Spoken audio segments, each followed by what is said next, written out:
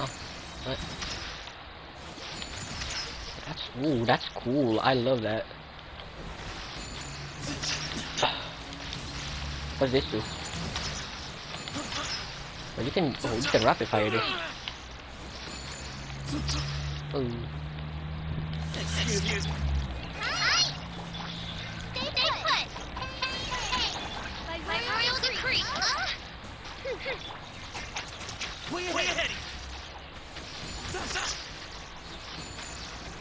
He's a decent DPS, honestly. It's like Sino. Excuse me. Just like they hurt.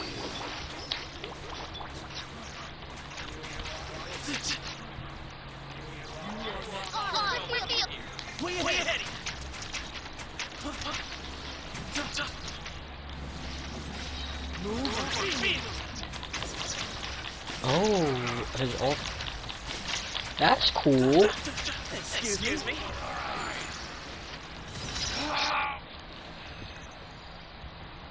That's cool. His ult is like. His ult looks like Vado's ult. The icon, I mean. That's really cool. Really nice. What's that?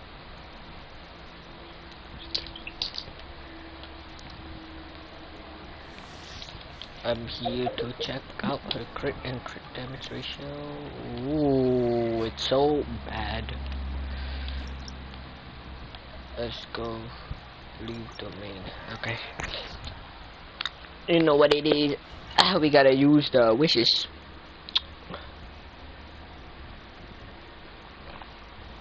I should really be saving up for food now. God damn.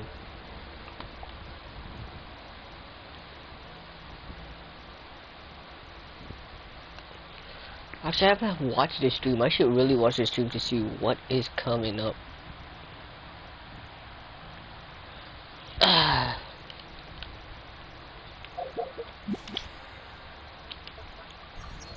One. I'ma do. How many temples do I got? 4.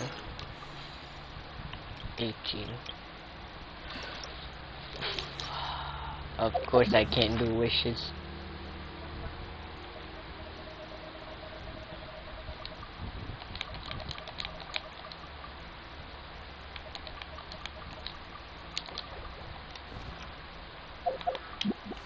Alright, now we can do wishes. 5-star, right here. Nope. Avonius greatsword. Alright, we're not doing wishes no more. That was the only temple. Someone 40 pity, I think. Yeah, 40 pity. I'll be 50 soon.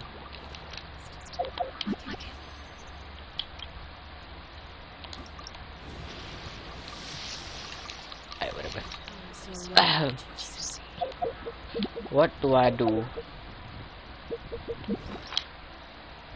Let's continue the Arlecchino artifacts farm, I guess.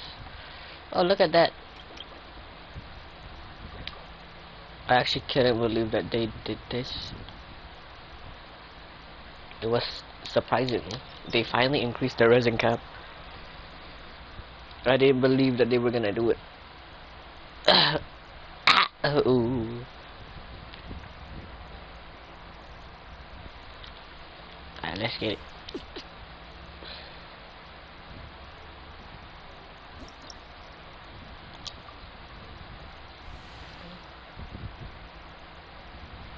Let's get it.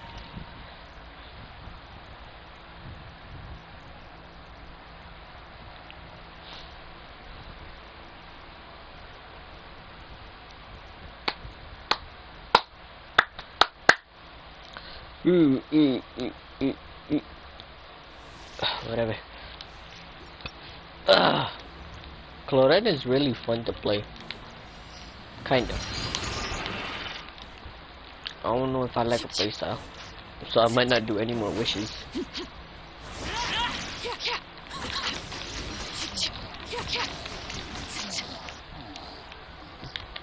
I feel like Arakino is a stronger DPS for like what you call it for the one of life system thingy. I mean honestly, she's the second best DPS in game currently. Damn, look at that damage. Good damage, good damage.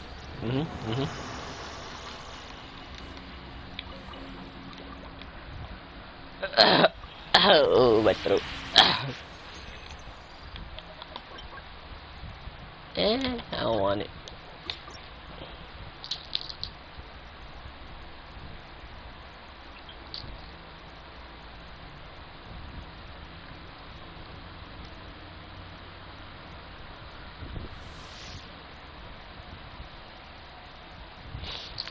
I can't look at chat because, yeah. I guess I should change that. Into the wind. Let me stop.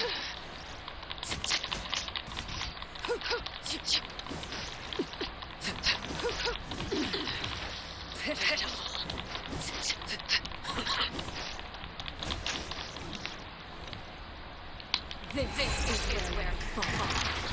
Lay bare. I'm going in. Break a leg. The wind moves. As one winged cloud. Ow. Boom. Finish. Okay, give me a sec. Broadcast. Advanced setting. Display. There you go. Next one. Oh, wait. So bad. Give me something good already. Shit.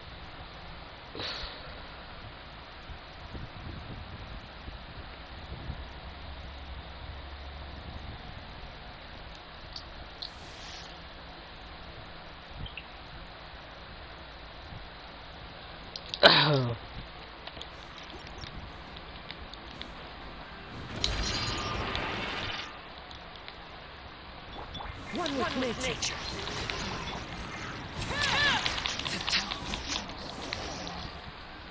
Witness my last. Teamwork drip. Your friends out. Into the wind. Clouds high. The birds.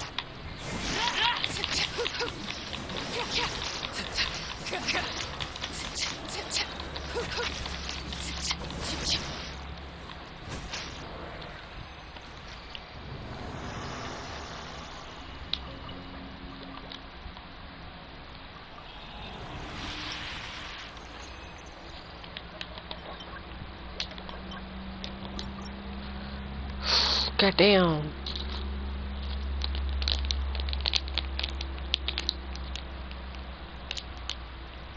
Try one of these intense gummies.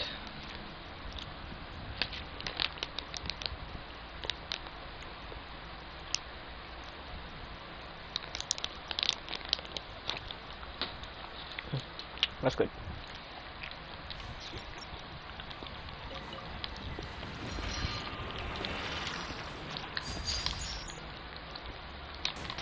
Oh, damn. Flags up. Observe.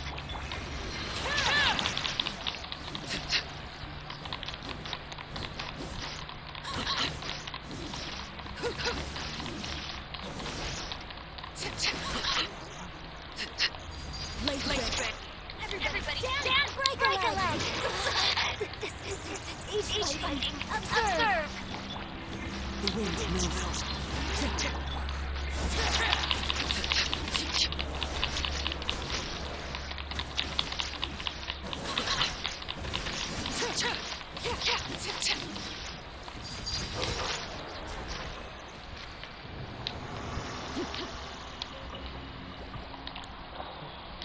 Second to last. Ooh. Please give me something good. Of course it's the fence, bro. Damn.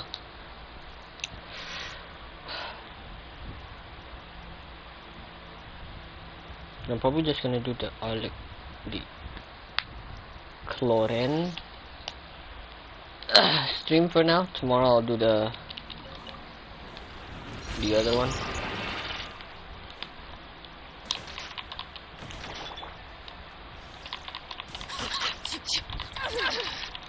Ow.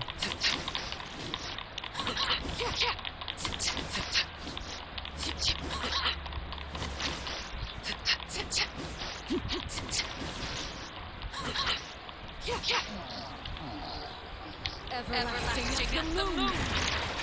Overruled. Teamwork is strength. Strike is one. The wind moves. Fallen leaves. Adorn my. Like that. 100k. Nope. No 100k. Let me just pop my ult.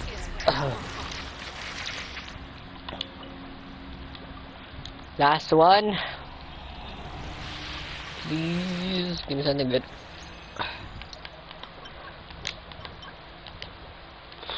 Damn.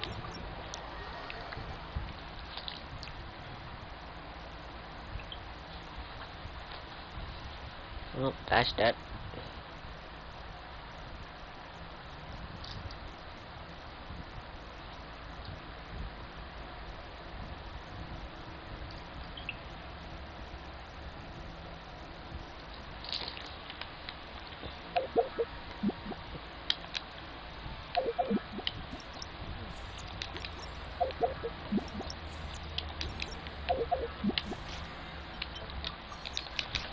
Okay.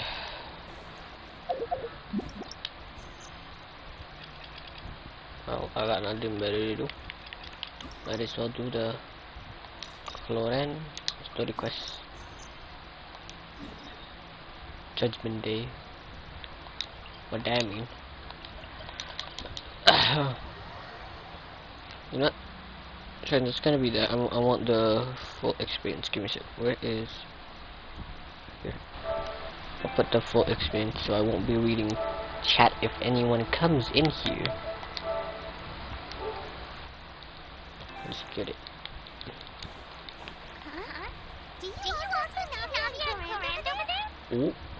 They look like they might have run into some kind of trouble. What you got going on?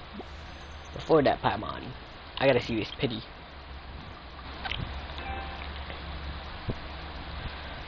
Oh yeah, wait, we can't see it.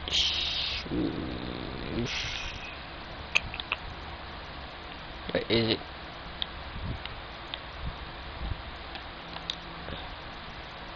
Oh no, my it hasn't registered yet. Oh.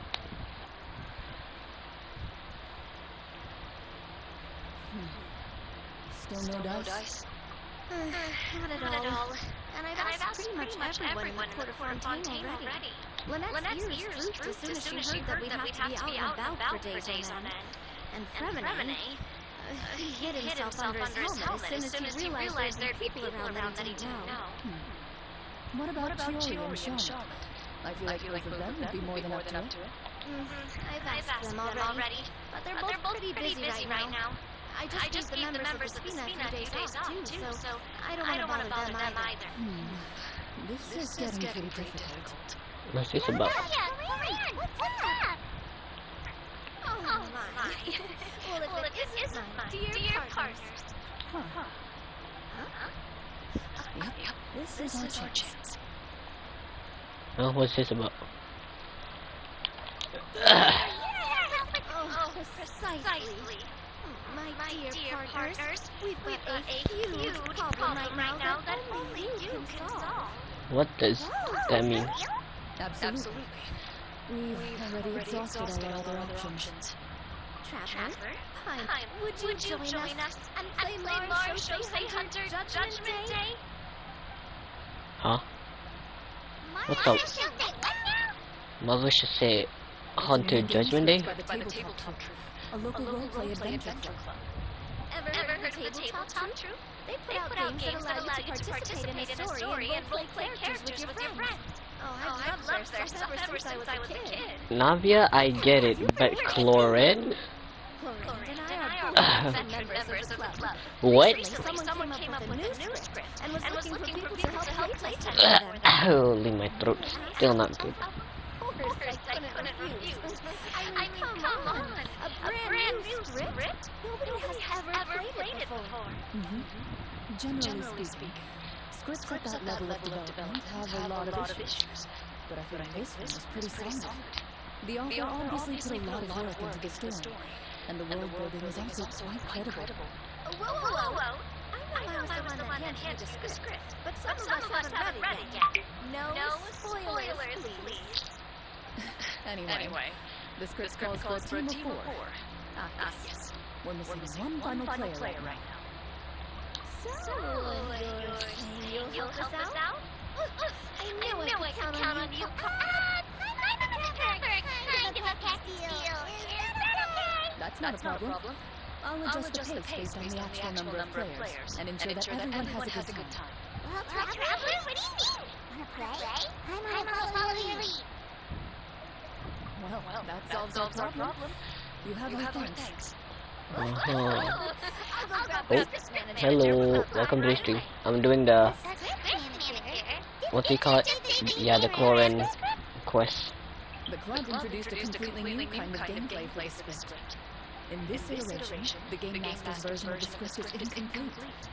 The script manager provides the next part of the script only after players have completed the current list of objectives. On top of that, in order to increase player immersion, the club has created some of the story's sets and scenes in real life. We'll only know where we should go once the script manager reveals the starting location. You're right. Whoever wrote this script really did put in a lot of work. And it's got a real healthy amount of suspense, right? I mean, even the GM doesn't know how the story will end. I look forward to experiencing it with you all. Why don't you go meet up with the others first? They should all be waiting at Chioria Boutique. I'll come over with the script manager as soon as I find them. Sounds good. Remember to always watch where you're going, and don't rush. You say that like I'm 6 years old or something. Let me think. What kind of character should I play this time? I just hope you pick up some useful skills this time. Oh, and stop trying to persuade every animal you come across. Wait.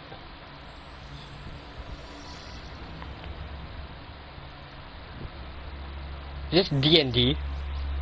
Are we playing D&D? What the f...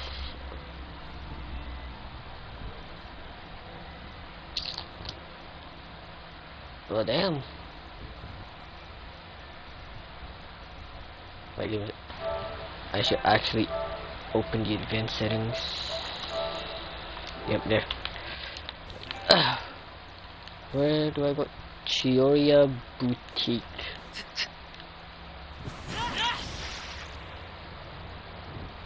You, wait.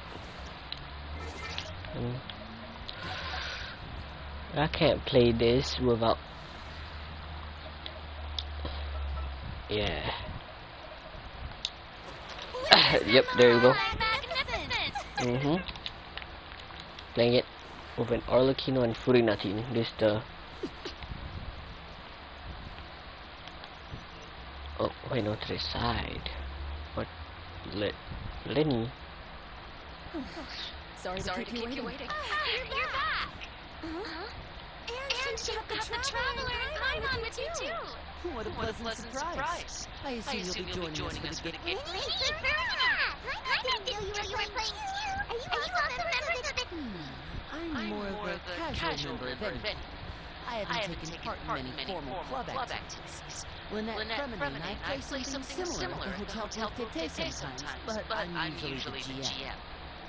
Still, I'm sure it'll be fun being a player for the first time. I'm looking forward to it. Well, I'm not a member of the club at all. Clarion simply woke me up first thing this morning, said there was a good script worth experiencing, and asked if I wanted in. If you're interested, I can give you a referral. That should give you a 40% discount on membership fees. I think I'll wait to see how this experience plays out first. Especially when it comes to the quality of the script. If it's sufficiently fun, then I'll see you participate in a lot of tabletop group activities, Marie. You can say that. She's actually one of the few senior game masters for true. Right. I knew about that even when she was still my subordinate. It's nothing. Really, just a small hobby of mine. Wow. I'm so used to seeing you be all upstanding and intimidating as the champ you do it. It's kind of hard to imagine you role-playing with a bunch of friends.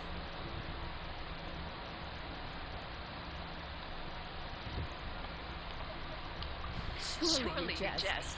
I would never intentionally make things difficult for my players. I maintain a clear boundary between my professional and personal lives.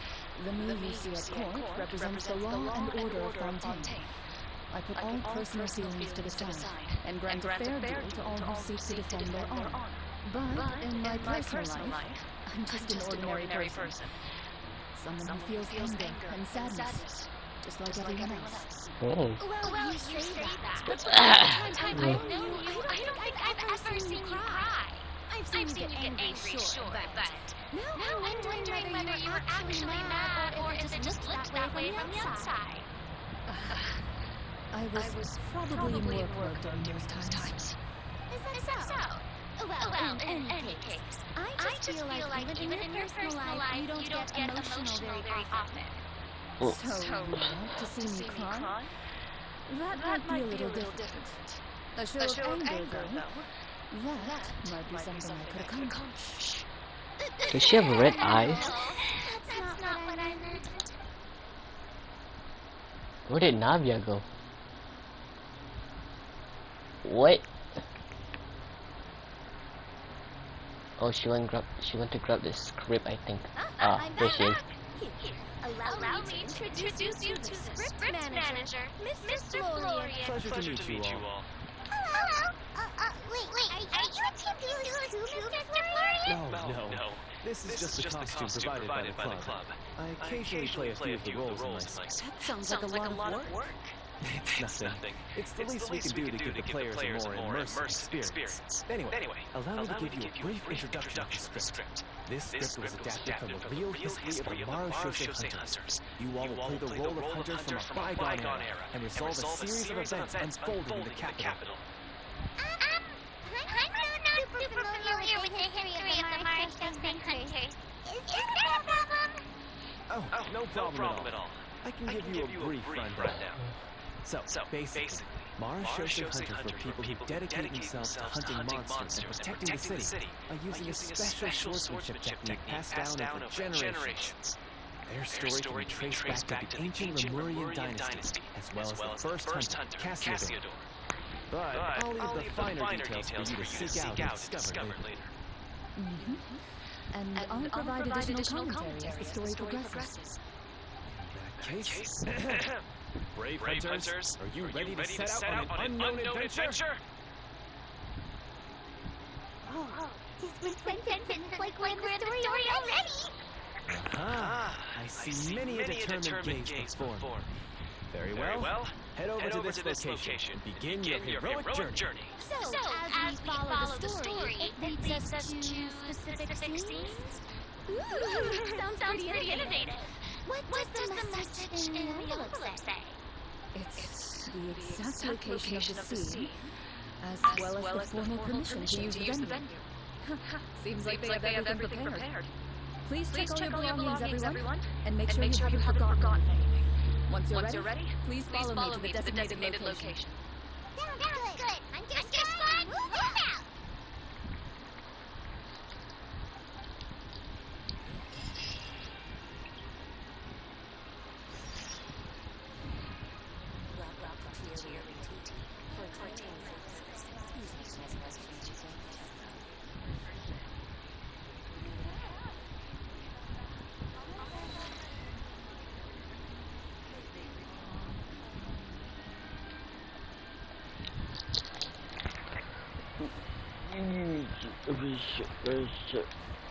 Ow! No. I already got max of the thing already. Guide. Bedtime story. Oh, that sounds fun, honestly. The new prelude. Wait, what is it called? What is this quest called? What is this? I don't know. Yeah. That's actually really fun to know because it's not really an Oracle quest. More like it's a traveler personal quest. Which is really fun, honestly. Oh yeah, the Dane Slip quest. I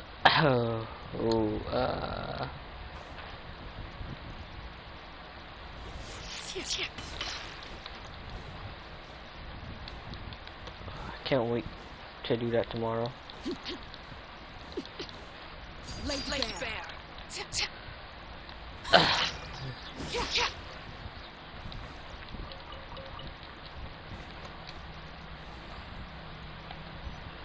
Where do I go? There.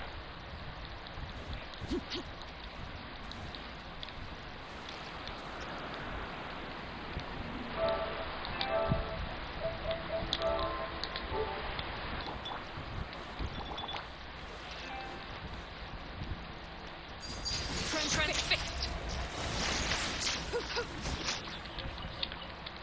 69.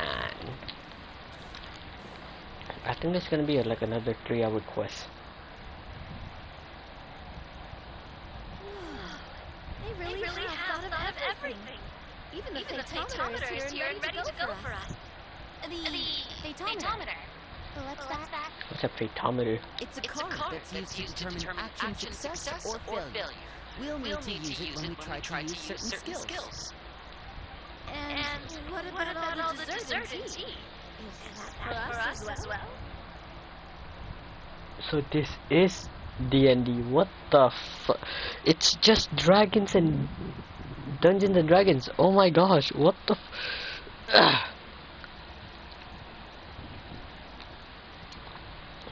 That's what the message said. What the hell? Really? That's so nice. It feels like a tea party with friends. Those snacks have time named all over them. I think he might be more of a snack hunter than a Mara Shosei hunter, Paimon.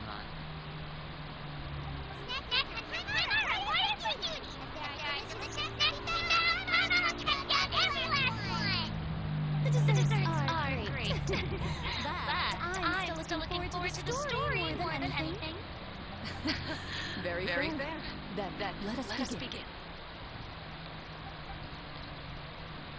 First, please pick up the blank character cards in front of you and write down your name and profession. Oh damn. You can find an abbreviated version of the rules printed on the back of your character card. If you have any questions, feel free to ask me. In this story, everyone is a Mara Shosei hunter.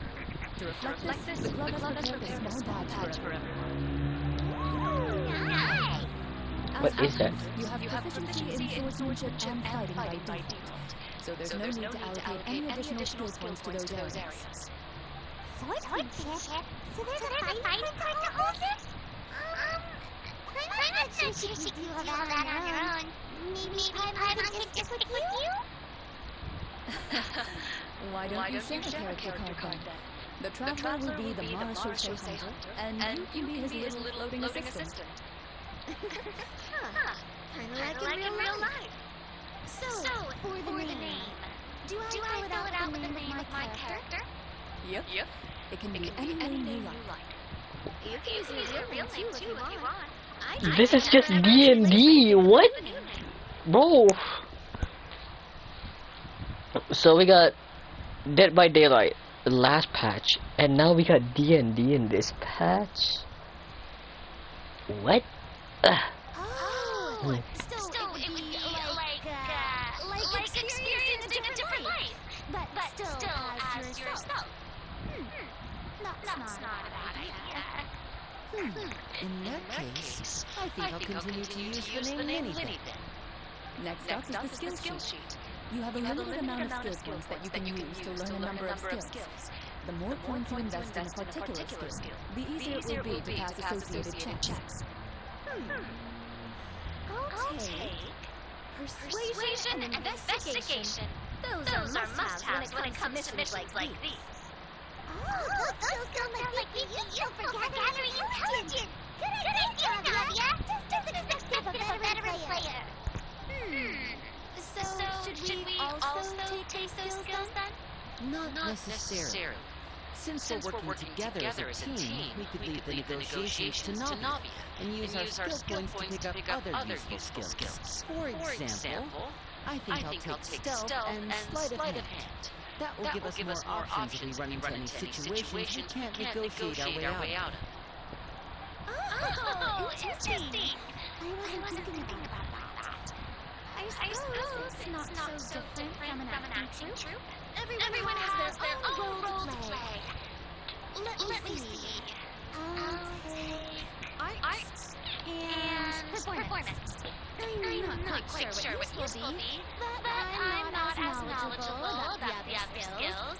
And I'm not It's just them being themselves, but okay. Cooking, medicine, insight. Let's go insight.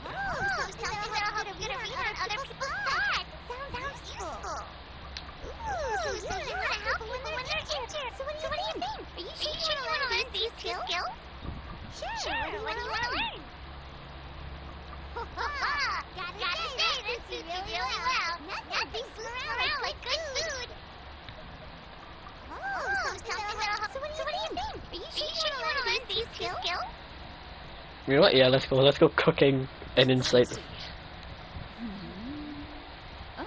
Looks like you each have enough points to choose one final skill. You all picked such classic skills. It's fine to go a little bit out of the box. She's getting ready to cause trouble. For example, this one here. Some. Doesn't it sound? Oh, I saw that one just now as well. The description says this skill can be Scripts world building rules. But how are we supposed to know what a Mara shows you? Oh, that's not for us to worry about, my friend. Just learn the skills that interest you, and the GM will take care of the rest. Alright, give me fine. Let's done it then. I can't wait to what kind of Oh no. We're Pokemon trainers now? Now that everyone's more or less finished creating their characters, we can begin. Since two of our players are doing this for the first time, though, would you like to play on easy mode or... what's the difference? Well, in role-playing games, the story sometimes changes based on the decisions of the players and the results of the fatalities. This is just D&D. For example, if you fail a check, that means you cannot use the target skill in that scenario. A critical failure may even result in further negative consequences if you choose to play in authentic mode. Every time you elect to use a skill, you'll need to use the fathometer to see whether you succeed or fail, and face any consequences that may follow. If you choose easy mode instead, every check will be successful by default, and you won't have to worry about luck playing a factor.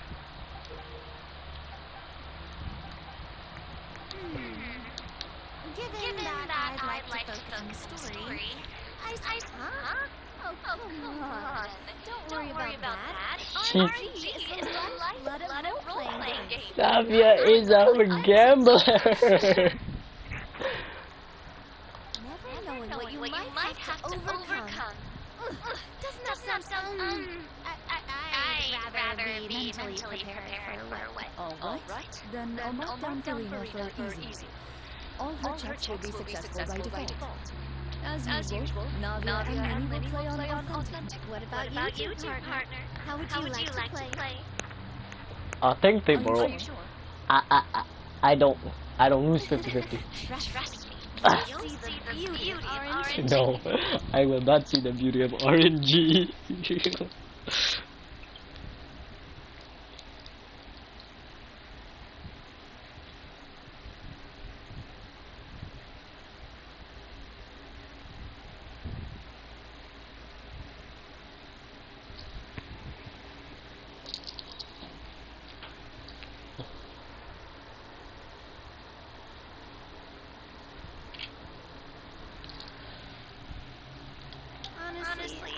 don't think Clarin would make things too difficult for us, no matter what the Phaetometer says.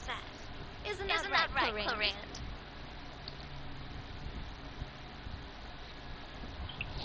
No promises. Why is the crab on the thing? That was well, anyway, enough talk. Let's get started. I want to experience at least a good chunk of the story today. Speaking of the story, why is the beginning scene on a beach? Well, that's because a long time ago, back when human civilization was still in its infancy, powerful demons and evil sorcerers ruled over the land. They created a host of monsters and sent them to slaughter all humans in existence. Soon, a group of human rebels banded together. With their swords raised, they swore to brave the darkness, and in doing so, subdue each and every monster that sought their destruction. They became known as the Marechaussee Hunters. The Marechaussee Hunter. Ooh, look at this screen. Looks so nice. Looks so nice. Wait, are we entering a domain?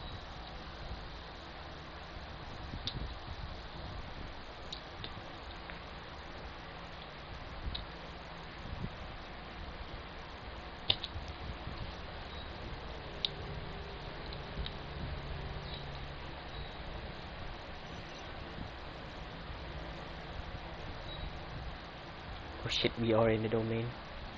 Is this Mondstadt? Sometime later, as a member of the Marechaussee Hunters, you receive a commission. Following the address provided on the message, you take a boat and arrive at this strange city. As you inhale, you can taste the slightly salty air of the docks as you begin to survey your surroundings. There aren't many people in the vicinity, but you do take note of a few others who, like you, seem to be sizing up this place. Your eyes meet, and you realize these people are fellow Marechaussee Hunters, likely led to this location after receiving the same commission as you. You're Marechaussee Hunters too, right? Allow me to introduce myself. The name's Navia, monster hunter by trade, and helpful neighborhood businesswoman on the side. What say you to traveling together? We can help each other out on the road. Okay, count me in. My name is Lynn. I've been wandering since I was little and picked up a few less than legal tricks along the way. I was adopted by a Marechaussee Hunter and later chose to follow in his footsteps. Is this where... My name is Farina, and I grew up in a noble family. I always had a strong interest in performance and the arts. Even though I'm a Marechaussee Hunter, what I really wanted to be a performing artist. Hey, that's really cool. You can do it, Farina. That's exactly how it's done. Farina, a good friend, and thank you to the Marechaussee Hunter right here. I've been studying the culinary arts since I was a child. I hope my delicious food can help boost people's spirits. That's wonderful. I'll be looking forward to your cooking during our adventures together. Okay, so I don't have to select a line. He's gonna talk for me. Finally. We're all here for the After- same mission. Why don't we Oh my take God. some time to confirm what we need to do? You open your envelopes at the same time. The message reads, to the honorable and trustworthy Marechaussee Hunters, our kingdom is currently facing a grave crisis. The lands outside the capital have been overtaken by monsters, and our people are being led astray by forces of wickedness. We beseech you, please help us resolve this crisis and return peace and stability to our home. The layout of this video is super perfect. The scriptwriter must use a real-world city as a reference.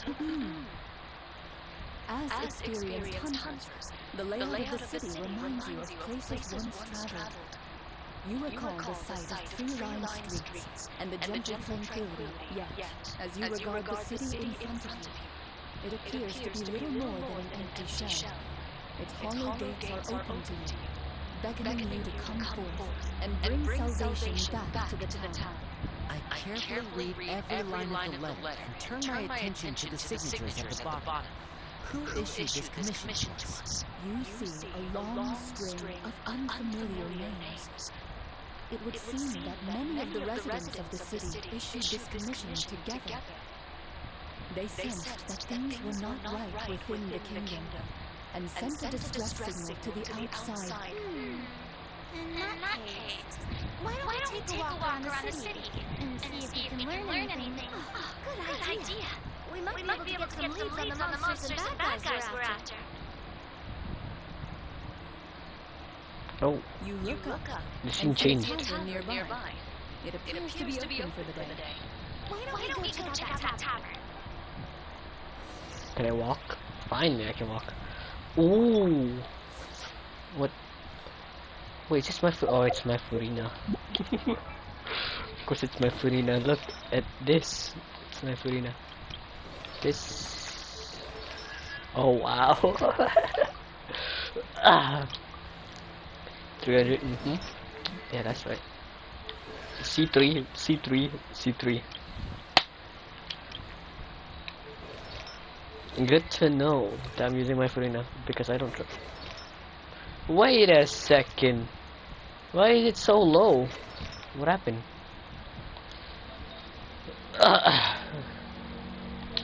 Has it always been that low? So confused. Whatever.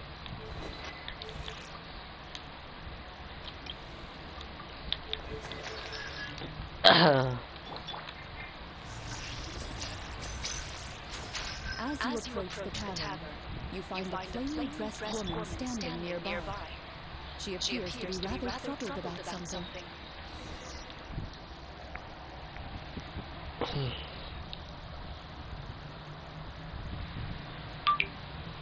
Greetings, friend. Lovely weather we're having today, don't you think? Oh, hello. I suppose you're right. The weather today is quite lovely. If only those monsters out there would stop causing trouble. It seems like every character included in the script has a certain amount of useful information about her. If we keep asking questions, we might be able to get some good leads. Oh, come on. Don't be sad. Life is all about optimism. Oh, that reminds me. What did you have for breakfast this morning? Huh? I don't think that's the kind of question you're supposed to ask. Nothing turns a frown upside down like good food. How about some macarons? I can make you some. You even take up as one of your skill proficiencies. Yeah, I love how you put it sucking in her mind. Excuse me for saying this, but Who is this? you look like a chef. Besides, I'm not really a fan of sweets. Physical. Oh, wait, this is a new cure. Wait. Oh my. Wait, holy. Wait, whose drip marketing is this? Is it for. Oh my god. Wait. Wait, my bad. I'm looking through Twitter. They dropped a new drip marketing.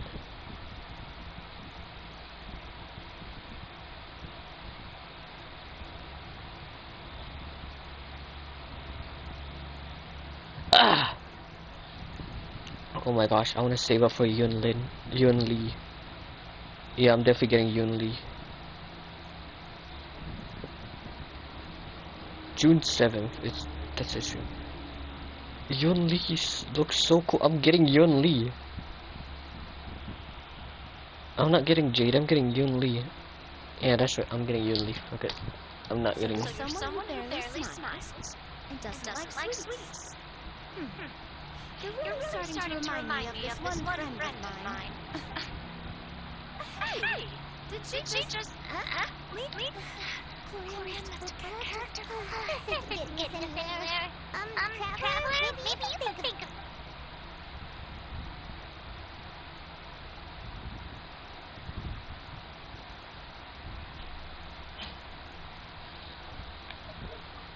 The results of inside checks aren't disclosed to the players, so I'll be the one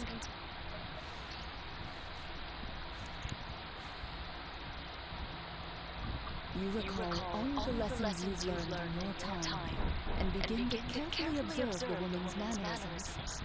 You notice that when she's quiet, she has an empty look in her eyes, as if her thoughts have drifted to a place far, far away. And when she speaks, she often subconsciously reaches out to touch the ring on her left hand. Sweetie, that's a little embarrassing. What did A horde of monsters suddenly appeared near the capital recently, so all the gods were dispatched to fight them. Do you remember when those monsters... I'm not completely sure. All I know is that my husband was dispatched to fight them 3 days ago. Do you know where he was sent? It all happened so fast. When we said our goodbyes, he couldn't even tell me where they were sending him. You have our thanks, friend. We'll find and defeat those monsters as soon as possible. We sincerely hope your husband will be able to return to your side soon.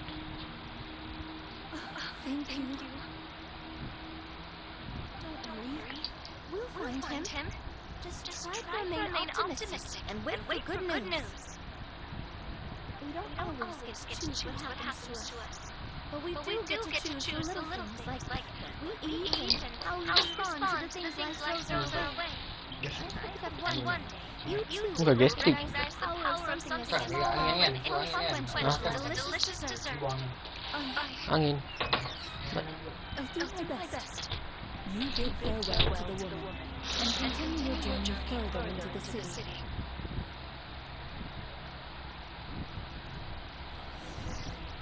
Okay.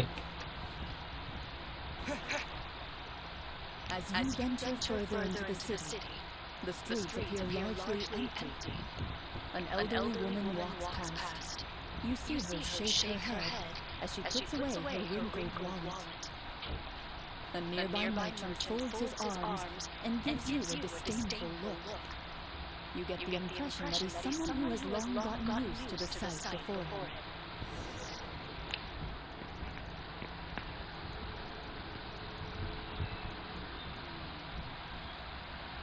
Oh. Pardon me, sir. Yes, you do. Đâu? This is... What do you take me for? Some lowly beggar? You can't even buy half an onion with that amount. Surely an onion can't be that. What do you know? War's nearly upon us. Everything costs several times what it did before. You're not gonna buy anything, then What an nice guy.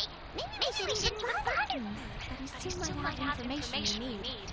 Traveler, can you think of something? Sir, we came to the city to solve the very problem you seem to be referring to. The war you mentioned. Would it happen to be against the monsters outside the city? If you happen to be well informed and know a thing or two about what's going on, we'd appreciate it if you could share that information with us.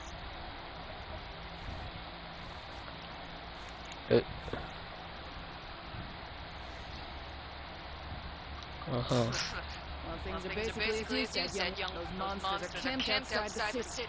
And they've been destroying all our trade routes. We have limited reserves within the city. So if this continues, we're all going to be in big trouble. Wait. You're saying no one has put a plan in place to distribute supplies or maintain order?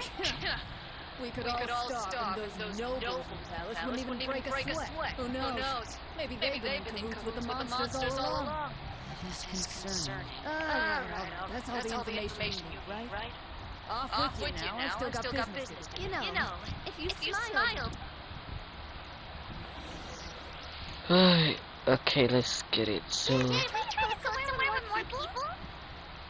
How about the city square? Follow me. there's no fountain here.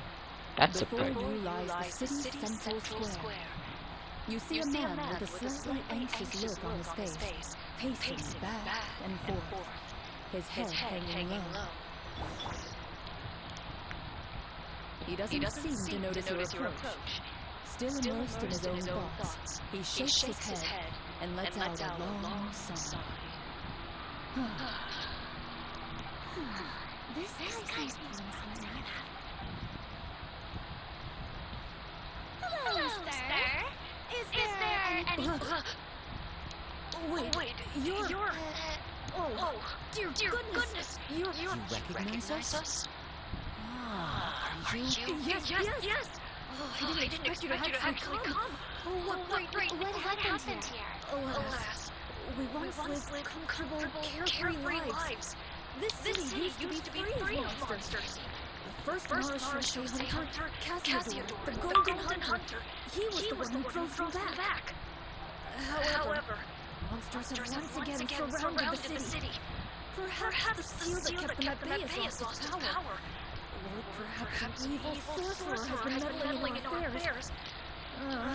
All I know for sure is that their return has stripped the city of any chance at peace. Are there not enough soldiers to drive them out? It's not a question of numbers. The guards simply have no idea how to deal with them. Most people my age have never even seen one of the monsters, much less been trained to fight against them. What's worse, many of us don't even know the history of the Marshals hunters anymore. When I was a child, though, my grandfather would tell me stories about how the Marshals hunters drove back the monsters. So, on the off chance that something might come of it, I decided to reach out to you. To be perfectly honest, I was starting to think all those stories were just tall tales. But now that I've seen you in person, I finally know that it was true. Well, you can rest easy, friend. The righteous and formidable Marshals hunters are on the case. The man is touched by your determination and resolve. His eyes begin to well with tears of relief. Still, if we are going to hunt the monsters, we need to know where to find them. Can you give us any leads? All I know is that the area outside the city is dangerous. I'm afraid I can't point you toward a specific location. Although, if you leave the capital through the main gate and follow the road, you should run into a group of guards. They might know more about where to find the monsters. I see. We'll go look for them then. All right. Be careful. And one last thing. The monsters outside the city are just part of the problem. There are evil sorcerers inside the city as well. They're actively working with the monsters and have corrupted the court ministers with malicious magic. They're the reason why, even inside the city, everything has been a giant mess. Even one of our kindest ministers has turned into a boorish and unreasonable figure, interested in nothing but enacting laws that exploit the people. Who knows how much longer we'll be able to go on like this. Talk about being stuck between a rock and a hard place. I feel bad for him. Maybe we should try to cheer him up?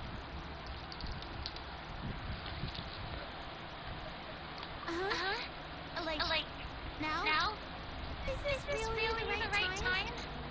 I appreciate your kindness, but for now, it's more important to focus on the crisis at hand. Brave hunters, I leave the future of this kingdom to you.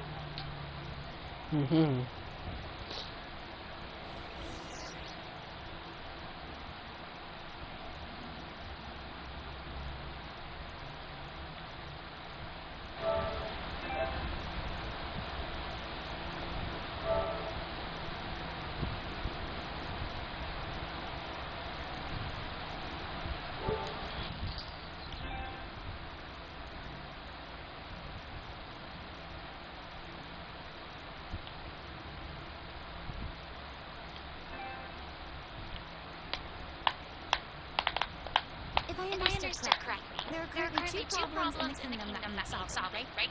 Exactly. We need to defeat the monsters outside the city and take down the evil sorcerers stirring up trouble from within. But which problem should we... Well, this seems like a good moment for a break. Take some time and discuss what you want to do. Let me know when you've made your decision. I really didn't expect the people in the city to keep us at arm's length like that. I totally thought the hunters would be treated like heroes. Well, Clarice said the script got cues from the real history of Fontaine, right? Maybe the real-life Marshall's hunters were all treated like that. I wouldn't say it's a perfect representation of history, but there are definitely some similarities. Would you like to hear more? Sure. I want to know too. The hunters were super powerful, right? Were they all from a special line of supernatural beings or something? Kinda like... No. All Mara Chaussee hunters were ordinary mortal fighters. The only thing that set them apart were the special sword techniques passed down over the centuries. Huh? So you mean anyone could become a Mara Chaussee hunter? In theory, yes. All you would need to do is survive the rigorous training and master the swordsmanship techniques required to fight the monsters. Still, most people dropped out at the early stages, and others called it quits the minute they saw a monster in person. To become a hunter, you must be strong in both body and mind. What kind of monsters does the hunters fight that? Oh, and the evil swordsman! The land of Fontaine once played host to an ancient dynasty known as Remuria. After that dynasty fell, monsters began to appear, intent on obstructing humans from establishing a new social order. One of the ancient sorcerers of Remuria used his power to assemble a formidable army of golems. He sought to use that force to establish himself as king. No, wait a second. Don't tell me that guy was the inspiration for the evil sorcerer in the script. We still haven't found any in-game information on him yet. So why don't we talk about someone else? Well, I wasn't planning on going into anything you might be able to find out in the game. But if you want me to talk about something else, then... How about Cassiodor, the Golden Hunter? Or Egeria, the ex-Hunter? Wait, but those people are all from a super long time ago.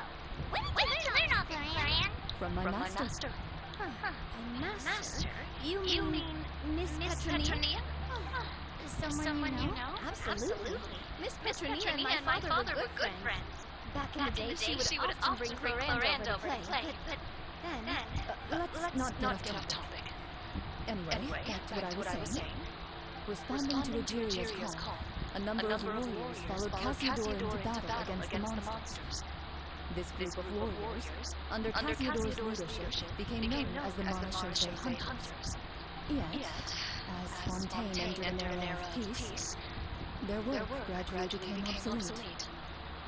The Mara Chaussee Phantom, originally an association made up of hunters, eventually came to be predominantly comprised of Melusines. I see. That explains why most of the people in the script have forgotten the hunters, or think of them as nothing more than a legend. Is that really a bad thing, though? It can get tough always being the one shouldering everyone's expectations. Depends on who you ask, I suppose. If the name of the organization no longer commands respect, investigative work is bound to suffer. Speaking of investigations, which problem should we tackle first? Monsters or evil sorcerer? I vote monsters. That's the main duty of the hunters, right? We can come back to the sorcerer later. Well said, Miss Verena. Plus, if the sorcerers really are the masterminds behind this whole thing, defeating the monsters could give us some clues on their intentions as well. What about you, partner? What do you think? It's decided then. All right. After some discussion, you decide to turn around and head out of the city.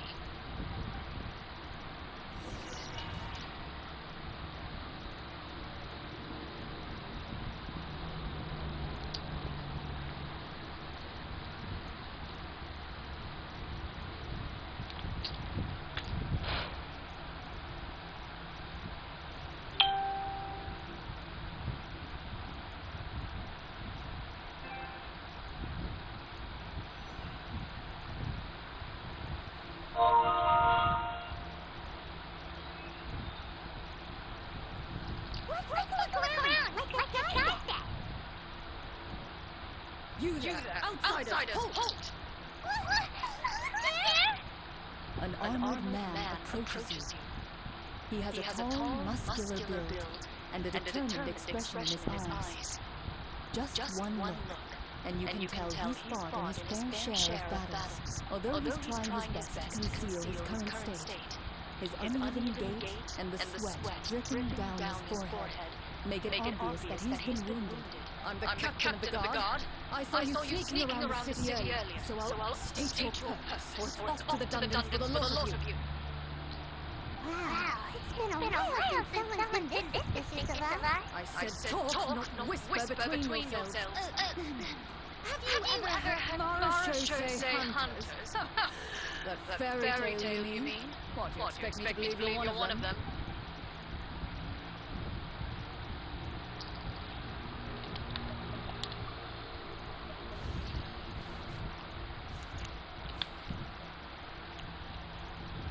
I can't access my own card.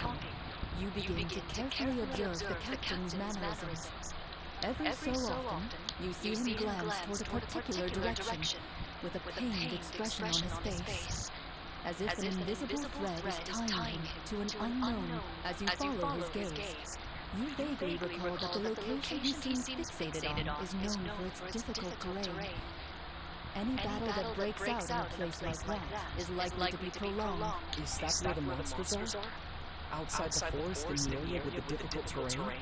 The captain is taken aback by your sudden question. Still, his shock. You're looking to fight the monsters? Well, we're Marachose hunters after all. You could He shakes his head and continues to regard you with skepticism.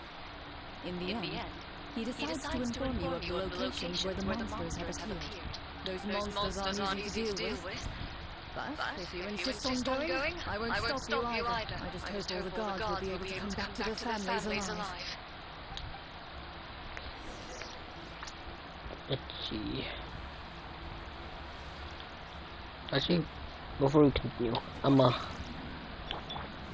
gonna go eat for a bit, bro. I'm hungry. So for now, we'll be right here. I'll be back in 10-20 minutes.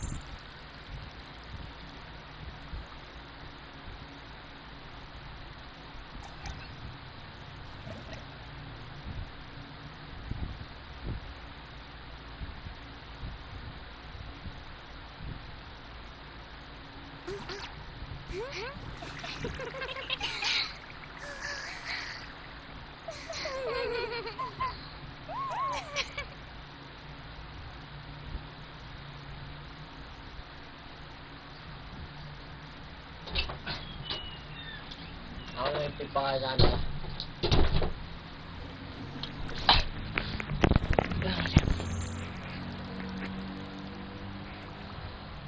I'm back. Oh, 3 people. 3 people. 3 messages. What is this?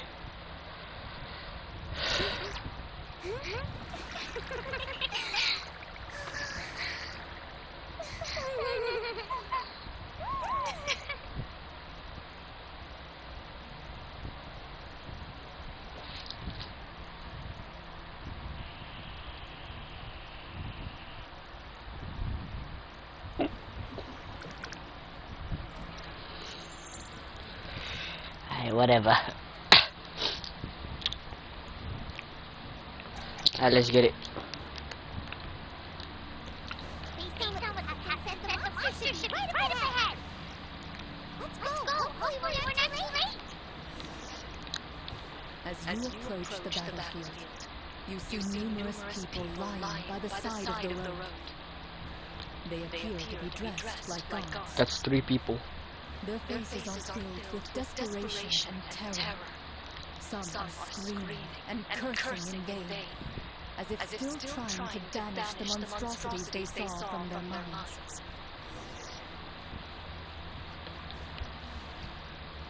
A few of the wounded look up at you in shock and disbelief. Quick, leave this place. Turn around and don't look back, they yell.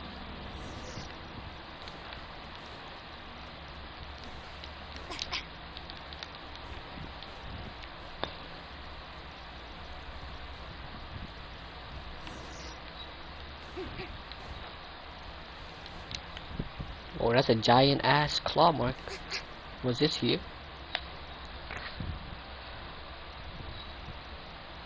Oh, what is that animation? See, oh, okay. That now this looks more like a war. You see broken iron swords scattered all around you, and downed trees riddled with terrifying claw marks. All the signs point to one thing: a truly. Be on your guard, everyone. The monsters. Before you can finish your sentence, you hear rustling sounds Just a from the wolfhound. surrounding That's it. The monsters have emerged. They close in on you without fear. You get the impression that, in their bloodthirsty eyes, you're just another meal for them to devour.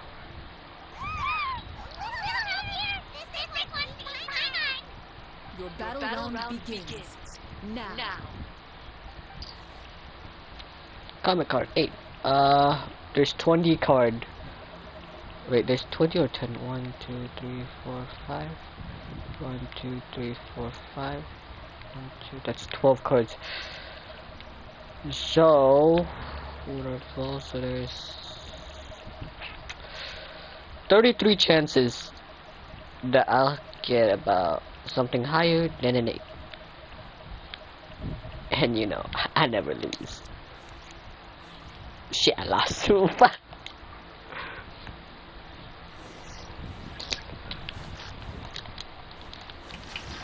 Common power remains unchanged. Scatter! And voila! The next battle round begins now. Wait a damn second. Why is this thing here?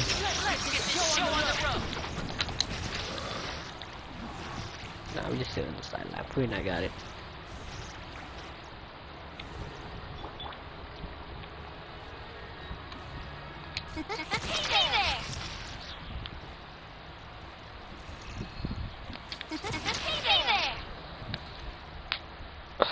The monsters let out a terrifying roar of anger and resentment before dissipating into thin air.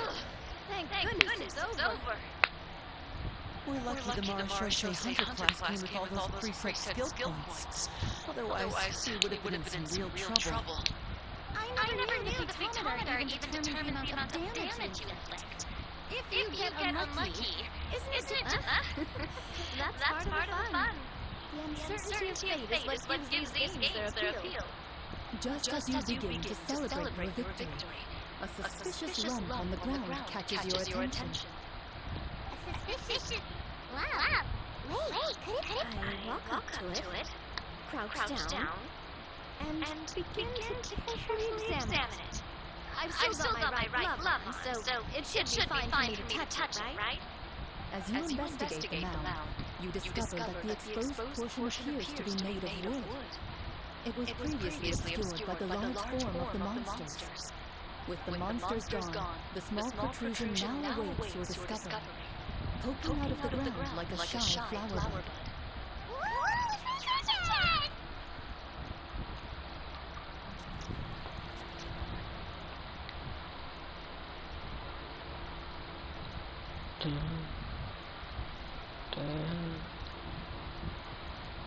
Isn't it 3, 4, 1, 2, 3, 4?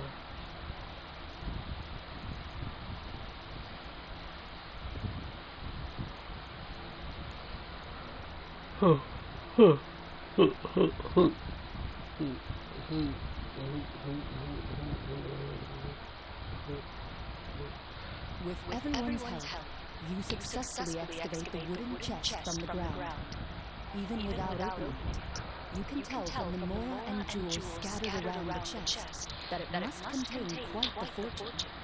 Makes sense. We worked hard for this. Let's open it. We can share what's inside. I can understand your excitement, Paimon, but think about it. Doesn't it seem like there are people out there who need this treasure more than us? Yeah. Think about all the people suffering in the capital. Or all those guards who got hurt fighting the monsters. Wait, is that how it works? Well, let's put it this way. Any decision you make during a role-playing game can impact the future course of the story. But would the people really believe us? It's hard enough for us to prove we're Marshall hunters. What if they think we procured the treasure illegally? They might get even more suspicious of us. That's definitely something we should consider. Maybe we can come up with an explanation in advance. Well, if donating it cause that much trouble, we can use it to buy some gear and build good food. Then we'll be ready to fight even more bad guys. Looks like we're facing a difficult choice once again. Well, it's getting late. Why don't we call it a day for now? Wow. I'm not sure if it's because I'm having so much fun with you all, or because the story is particularly enticing, but I feel like I could almost keep going. Here. Ooh, how about we play the night? Yeah, that won't work for me either. Lynette will give me an earful if I get home too late. I understand how you feel, but we have to change venues for the next part of the story anyway. Huh? Another location? There's a special note for the GM at the end of this section that says to proceed to an indoor set for the next part of the story. Oh, you really pulled out all the stops for this new script. Well, even if we end the game for the day, we still stay a little longer in here for it to finish your story, right? I don't want to hear more about the history of the Something tells me you just want to finish the free desserts before we break for the day.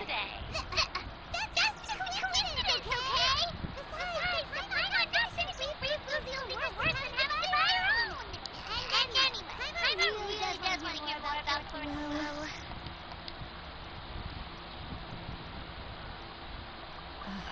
It's nothing. I appreciate the concern, but it's all in the past. It won't do any harm to share these things now. Scene change again.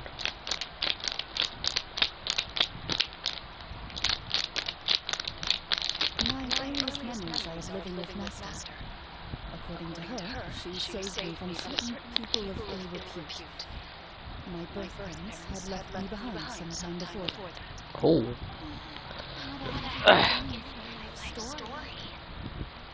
Master was a fascinating individual.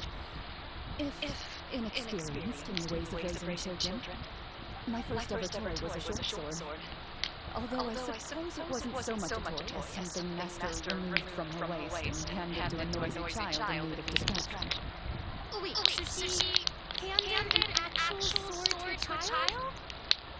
Isn't that dangerous? Did you hurt yourself? Of course I did. I cut my palm and bled quite a lot. But Master was not concerned. She just stood there and casually lectured me about it. See, that's what you get for not holding the sword properly, she told me. She then crouched down next to me and said, "Give me your hand. I'll teach you to bandage this wound. After that, it's time to learn how to truly hold a blade." Excuse me for asking this, Cora, but how old were you exactly when all this happened? Probably around 3? She's playing with a sword at 3. When I was a 3-year-old, I can't even walk. 3? Isn't that when most kids are still struggling to hold a fork? As I said, Master was rather inexperienced in the ways of raising children. She believed trial and error was the best way to teach a child what they're capable of. I'm so sure this is a question of experience. I didn't see anything wrong with her ways at the time. And anyway, children don't get to choose how they're raised. Oh, she did bring me back a pet from Rio once. It was a geobishop hatchling. What? That seems fun. What she Lucky. said was this: make sure to get along, you two. If you really can't agree on something, just settle it with a fight. Whoever loses is the real pet. What? And how old were you when this is 5? What? Well, did you win? No, I lost. That's crazy. You actually became the geobishop's pet? Yes, but only for a week. By the end of that week, I defeated it in combat. And we shared a cordial relationship ever since. That really doesn't sound like the kind of child someone should have. That really sounds like the child that I want to have. Later on, I gradually understood that Master most likely didn't know any other way to raise a child. She was a Marishosei hunter, but I never heard her bring up her own plans. Thanks to her, I learned how to navigate the forest by the age of 6, and could hunt monsters in the wild by myself the year after. Even though the training she subjected me to was strict, she always made sure to take me traveling when she had the time. We met many of her friends during those days. That was also how I met Mr. Clarence and his family. I still remember the first time we met. You were too scared to join our picnic and hid behind Miss Petronilla the whole time. I still hadn't really met many children my age at that time, so I didn't know how to interact with others. After that, though, you started coming over a lot. You love challenging people to shooting competitions, remember? I don't think many members of the Spina ever beat you in one of those. I had a lot of fun during those days. I enjoyed them too. Oh, do you remember that one time we went exploring around the Spina together? We overheard Papa call your master Fontaine's Protector of Justice. We tried to pretend like we never heard anything, but you nearly let it slip that one time. Protector of Justice? Oh, wait, you mean that vigilante hero from 20 years ago? The one who was always active at night? Yep, that would be her. She often would put on a black cloak and go out at night. I never knew where she went or what she was doing. Until, like Navia said, we overheard 20 years ago. I still remember the guards leaving all kinds of witness reports about her on Mervelette's desk. There's no need to apologize. You had nothing to do with it. And anyway, everything she did was for a good cause. Although calling herself the protector of order was a bit much. Especially when she deliberately operated outside the law. Huh? Wait, protector of the protector of she had a bunch of code names. I heard she would just come up with a name on the spot whenever she was asked. Later on, she probably got sick of answering questions and decided to stick to just two. The protector of justice and the protector of order. That sounds like her, all right. I bet she forgot which of the two she'd used by the time she got back each night. Well, she certainly sounds like a fascinating individual. With her strong sense of justice, it's no surprise her student followed in her footsteps. It's true. I always wanted to become like her. Someone powerful, independent, and with a strong sense of conviction. But...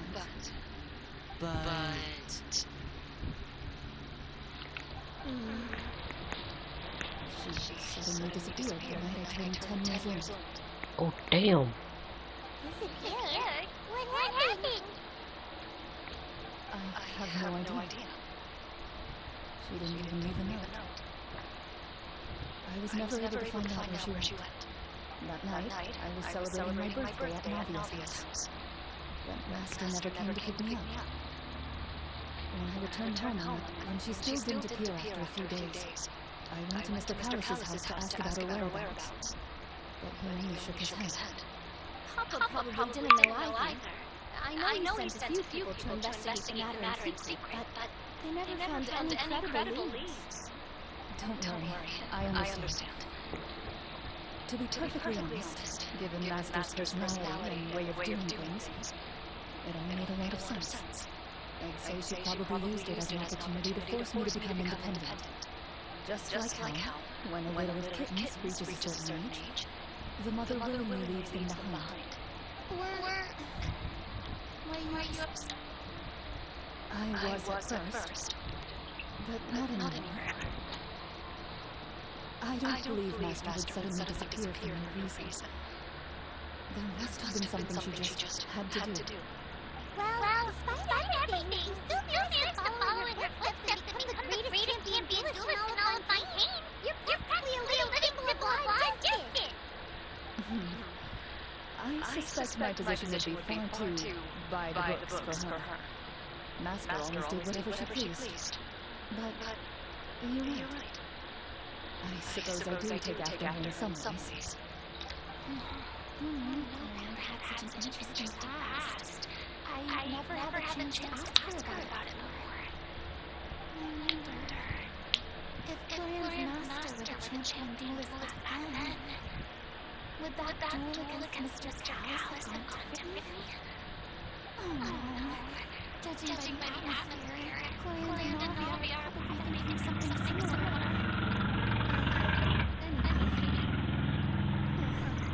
Would you look at the time? It's getting dark, so we should probably call it a day for real this time. If we keep talking like this, we really will be here all night. I had a great time today, Miss Claret. Thank you for being our GM. Anytime. The script was good, but I've got to say, your childhood stories were even better. Hey, you should tell us more about that fight against the geofish sometime. Maybe your master was on to something. What is she? I seriously don't know any 5-year-olds who want to fight a bishop in their spare time. Guess I'll head back as well. I need to save my energy if I want to continue enjoying the story tomorrow. You're that excited to hear about my fight with the bishop? I was talking about the script.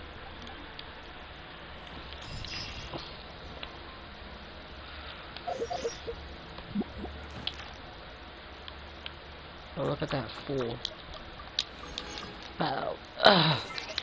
Let's see who else online.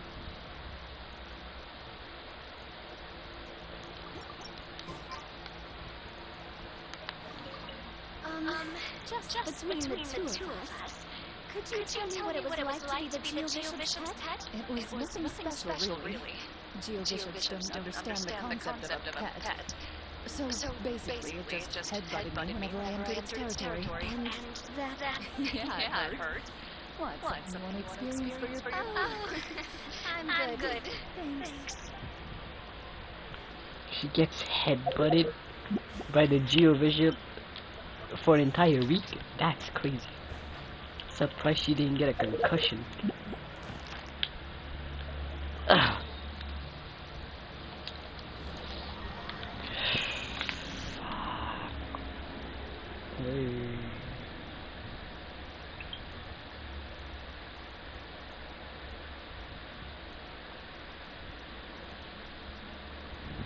Watching stuff.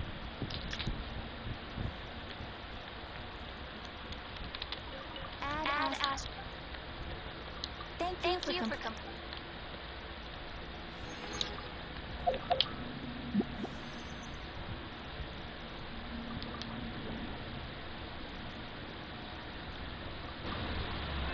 The pity reset.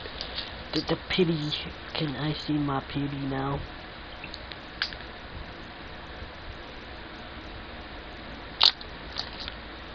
Carbon jab down. Yeah, there it is. So that's 10, 20, 30, 40 pity. Chat. What are these?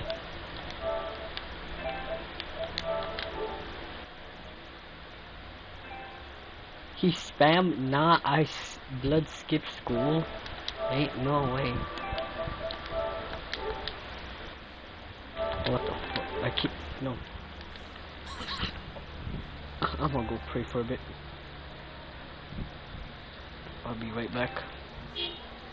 None of them believed me. There'll be an extra fee for that. I'll think about it.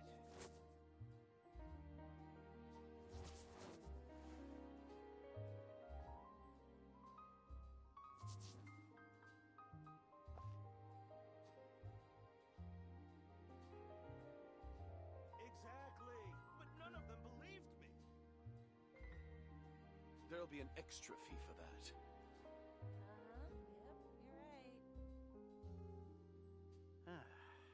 I'll think about it.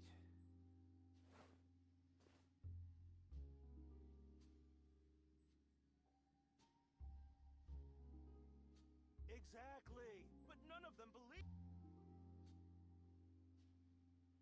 There'll be an extra fee for that.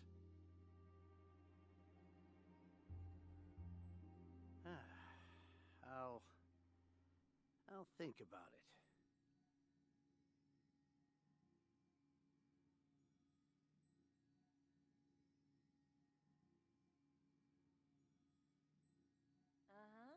Exactly. There'll be an extra fee for that.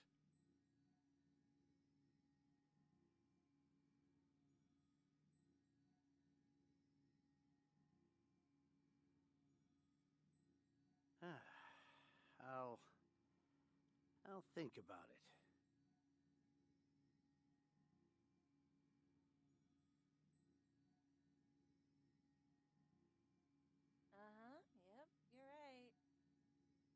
Exactly, but none of them believed me. There'll be an extra fee for that.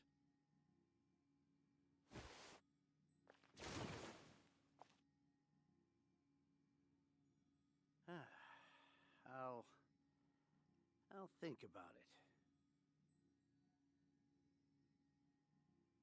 Something you wish to report? Go on. You have my undivided attention. But none of them believed me. There'll be an extra fee for that.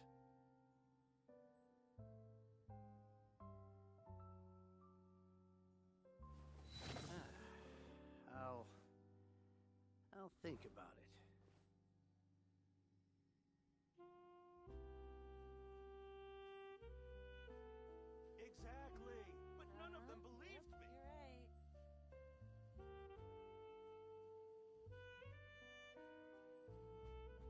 There'll be an extra fee for that.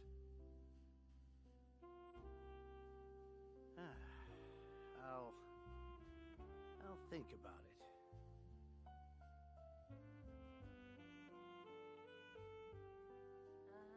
Yep, you're right.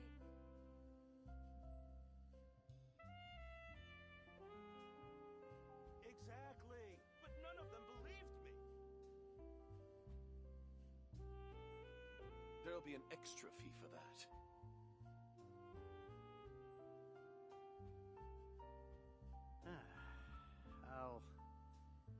I'll think about it. Yep, you're right.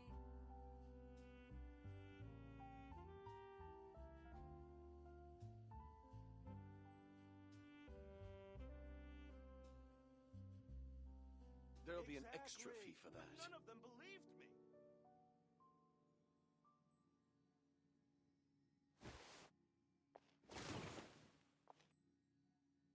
Yep, you're right. I'll think about it.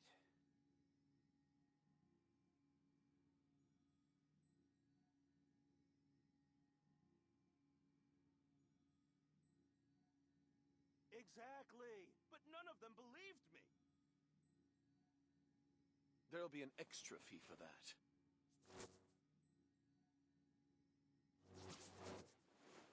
Yep, you're right.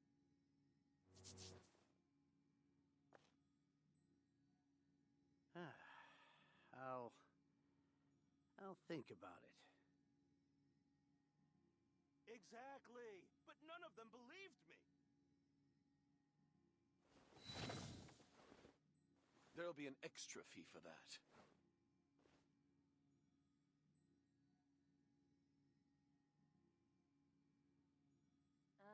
Yep, you're right.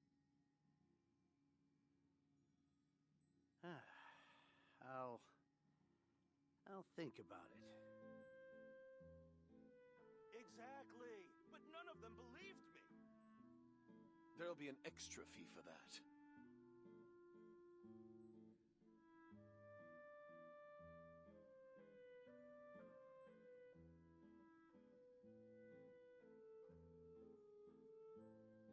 Yep, you're right. I'll think about it.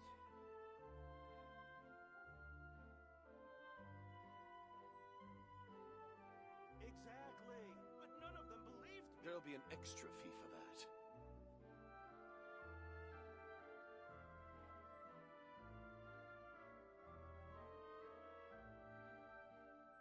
Yep, you're right. I'll think about it.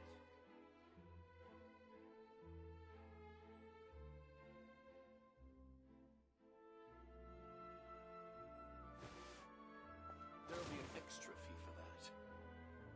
Exactly, but none of them believed me. Yep, you're right.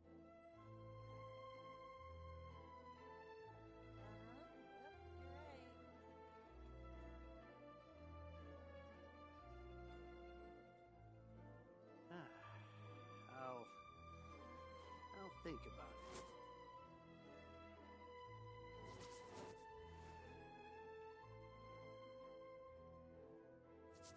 There'll be an extra fee for that.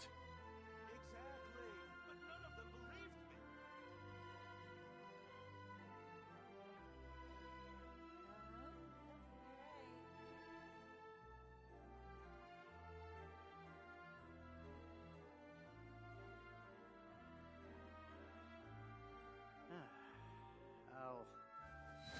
I'll think about it. There'll be an extra fee for that. Exactly, but none of them believed me.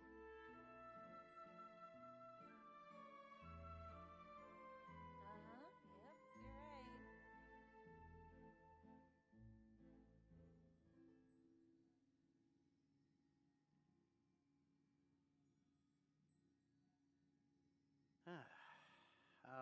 There'll be an extra fee for I'll that. think about it.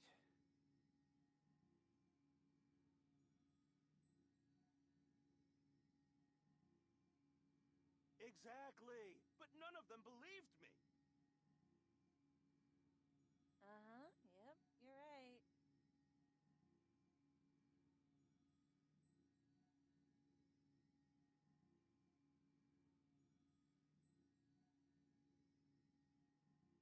There'll be an extra fee for that. I'll think about it. But none of them believed me.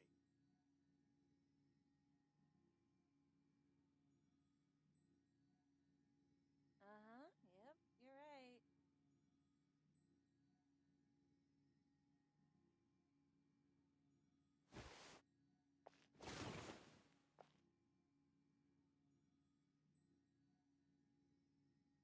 There'll be an extra fee for that.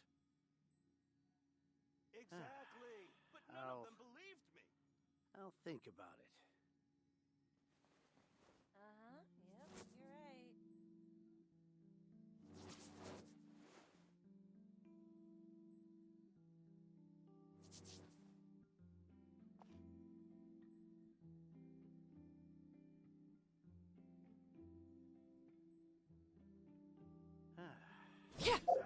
There'll be an extra fee for that. Think about it.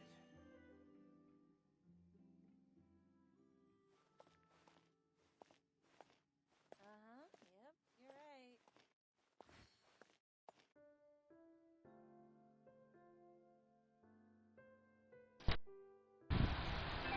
I'm back. Oh. What time is it for the 8? Yeah, 8.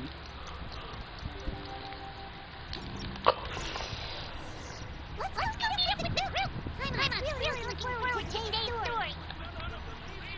Where is the next venue? Oh. Over here.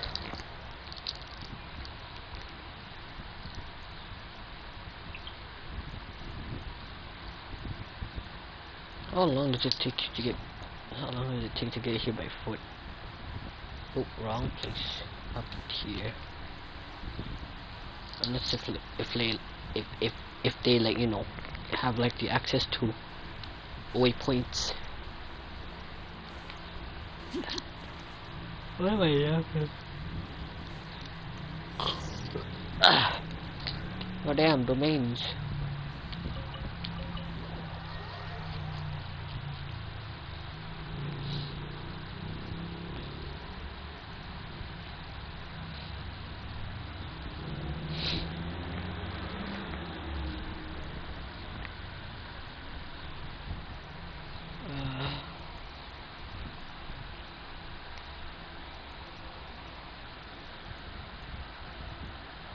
Okay. Looks like everyone's here. Now, before we begin, why don't we finish where we left off yesterday? There was a point. Is that really the most important part, though, Florian? Have you all co-railing? Dim lights? This is obviously... I admire the work put into the set. Still, it's obvious the scriptwriter has never paid a visit to the Fortress of Met. So this set is going to be a part of this... Unfortunately, that is something I can neither confirm nor...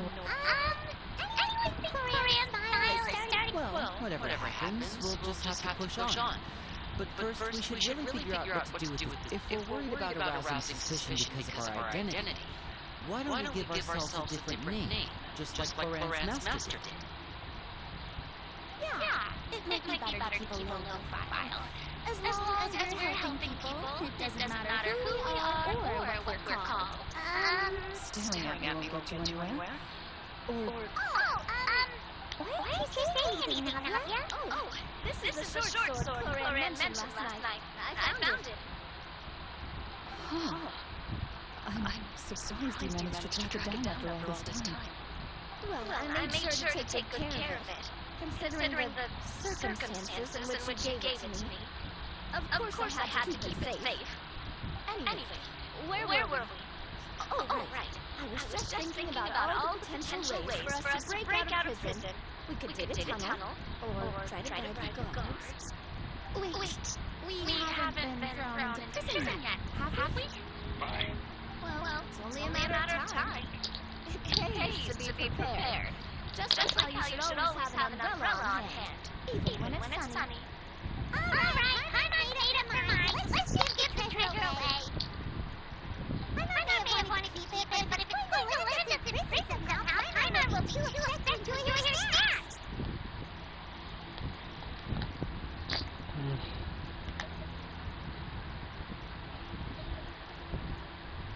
So, you reached an agreement? All right then, we can continue with the story.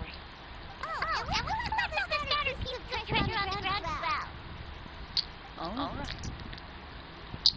You collect the treasure and make your way back to the capital with your bag of loot in hand.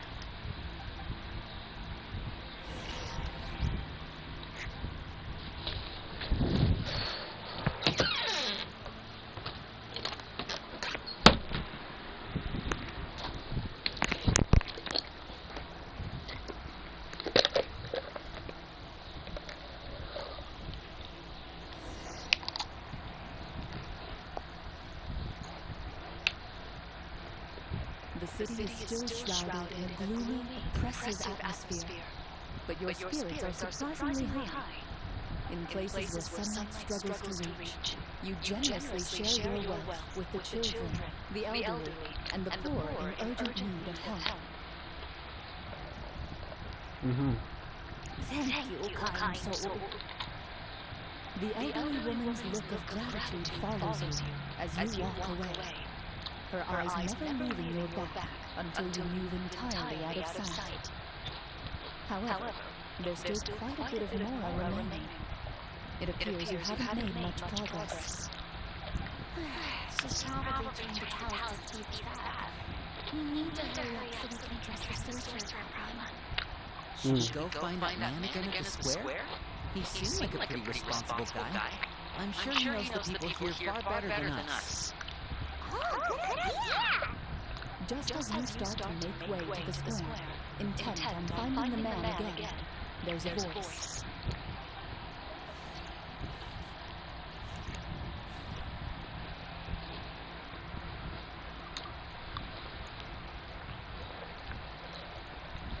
Please wait, distinguished guests. Several strange guards suddenly call out to you. They run forward to meet you and proceed to politely pay their respects. Greetings, gentlemen. Are we sure you jest, my lady? That would not be our place. It is His Excellency the King who requests to meet with you. Please. The king. Monster has a king now.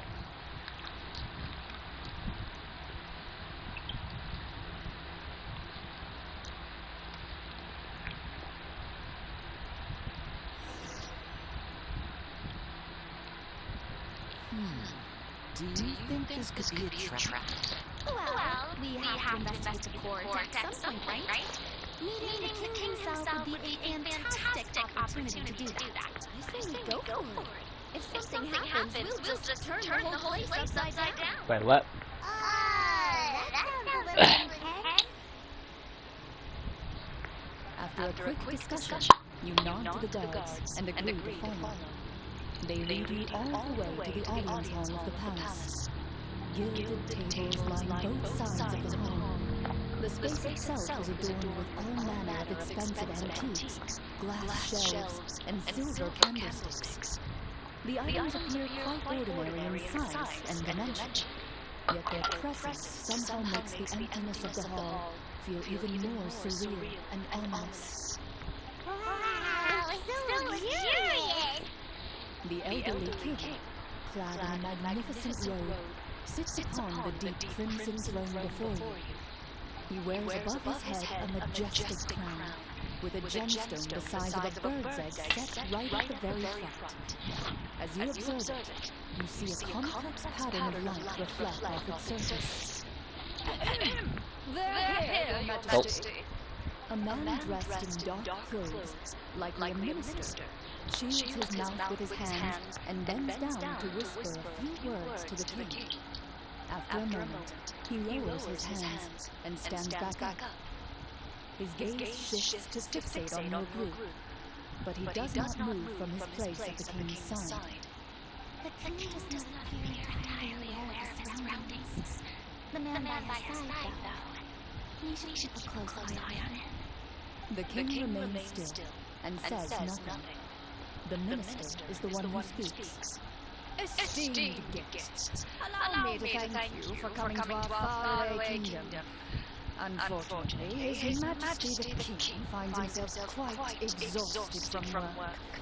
So please allow me, his Prime Minister, to welcome you in his stead. I've heard tell that your group, the Marechaussee Hunters, used your exceptional ability with the sword to repel the monsters near the capital. Such a great deed deserves to be rewarded. However, seeing that I was not fortunate enough to observe such a feat with my own eyes, you'll forgive me for seeking to verify the truth by speaking to you myself. Well, we've got nothing to hide. You brought us here to talk, right? So we'll just explain what happened.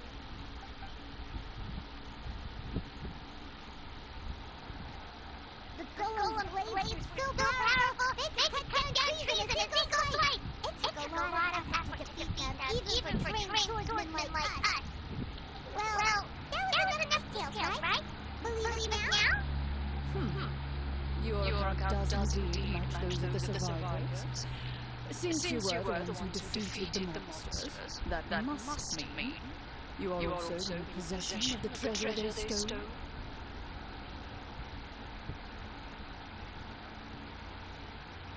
Well, we did take the treasure, but how did you know about the treasure?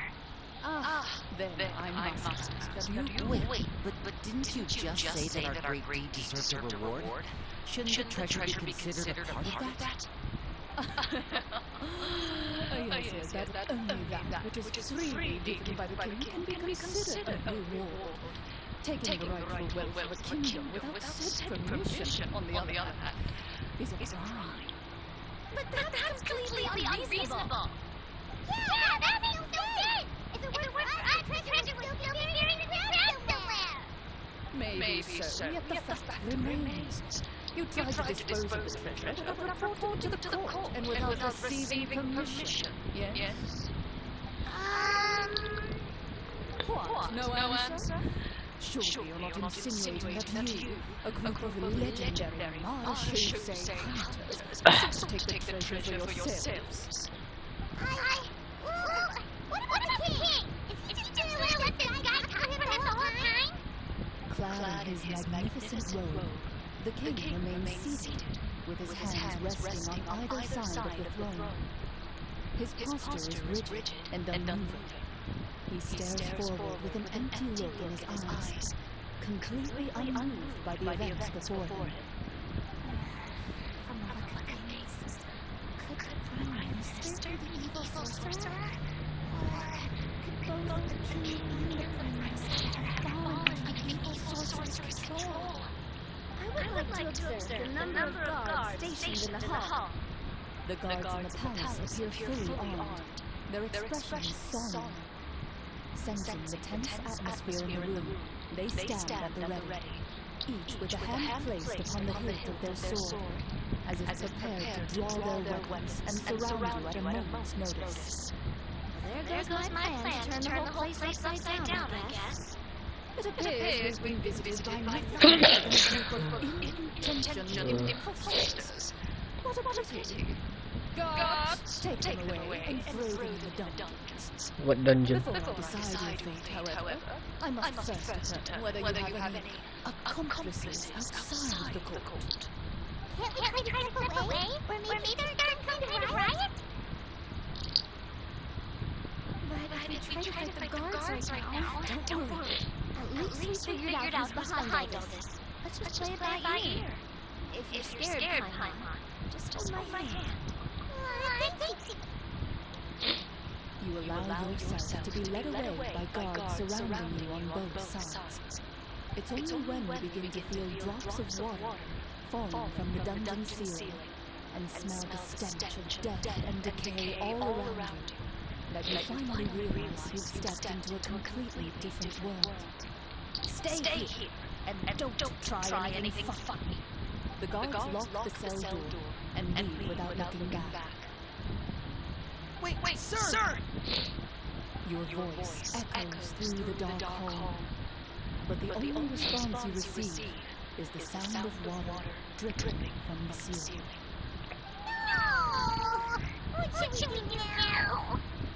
How about a path of faith with our own two hands, of course? I draw my weapon. You reach toward your waist, but find nothing there. You now recall that your weapons were confiscated before the guards locked you in the cell. The bag of treasure along with them. What about that knife I hid in my boot? When did you hide it in there? When I was thinking about digging a tunnel. Rejected. You failed to inform the GM of this course of action. Moreover, the guards would have conducted a thorough search before throwing you in prison.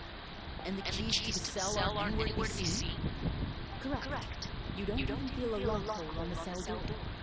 Well, there goes all our plans. Indeed. Why are you the one saying it? Because that statement holds true for me as well. This is where the script ends. What? Generally speaking, this should be the point where the scriptwriter gives the players some kind of hint, or gives the GM some kind of code for how to move forward. I mean, maybe they just really wanted us to be immersed in the feeling of being in prison. Like they'll only show us the way out once we've grown truly and utterly desperate. That is a... If only we were to be in real prison. Oh, wait, that's kind of how the 14th Amendment works, Villa. Oh, before I forget, Navia, the short eye took a closer look, and the craftsmanship appeared to resemble anything from this era. If I remember correctly, that style was last in vogue several hundred years. Wait. Clarence said that sword used to belong to her master, right? I doubt it. The way she went about things often made her seem childish more than anything. I'd say the sword was most likely an heirloom passed down over time. Hang on. A precious heirloom passed down to you by your master. And you gave it to me just like that? You weren't worried I might lose it? Master left many things to me when she disappeared. There was the sword, an old key, and a good amount of junk she probably just didn't want to take with her. I gave you the sword back then, because I didn't want our friendship to end. Wait, when did this happen exactly? After the duel. Between Before that, Clarence would have meals with us and even stay over at Venus some days. She was on great terms with Papa as well. After the duel, though, there was a period of time where we simply didn't know how to face each other. She entrusted the sword to me, and never came back. We were both sad and conflicted, and totally overthinking everything as a result. Whenever I looked at the sword, I couldn't help but wonder if Miss Petunia had never introduced us to each other at that picnic. Maybe part of the sadness I was feeling could have been avoided. Back then, it felt like I hadn't just lost a father, but a close friend as well. No one can change the past. The most important thing is that you two found your way back to each other and can enjoy things like this together. Yep, you're right. I'm sorry, you two. I didn't mean to bring up any sad memories. Think nothing of it. No one here is at fault.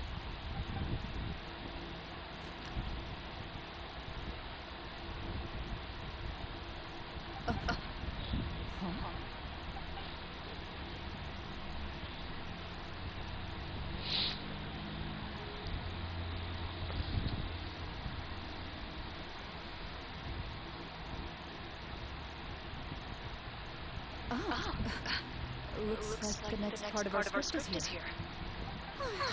Perfect timing. The situation is really starting to get desperate. And not just because of me or anything. From Clarence's days, I really can't tell if it's good news or bad.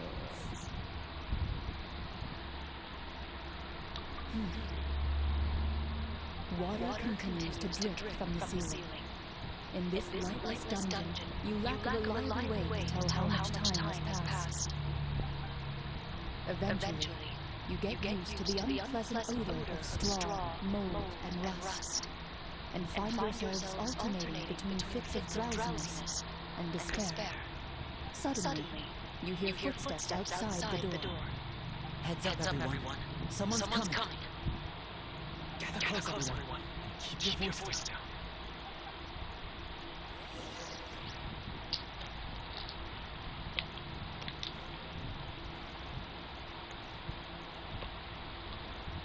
Who are you? I work as a guard in these dungeons, but my true identity is the same as your own. I'm also a Mara Shosei hunter. Huh? Shh! I've already sent away the guards, but if we make too much noise... I understand, but how can we be sure we can trust you? The king has issued a formal decree. In light of the irrefutable proof of your crime, you're to be executed before tomorrow's sunrise. If you want to escape, it has to be now. Executed? We barely did anything! Monsters appearing at the same location as the treasure. Could this entire thing have been a trap? There'll be time for speculation once we're out of here. As for my identity, I have no way to prove that to you just yet. Infiltrating the capital was difficult. Finding a chance to speak with you has taken a lot out of me. I could go on, but I think we can all agree that now is not the time for details.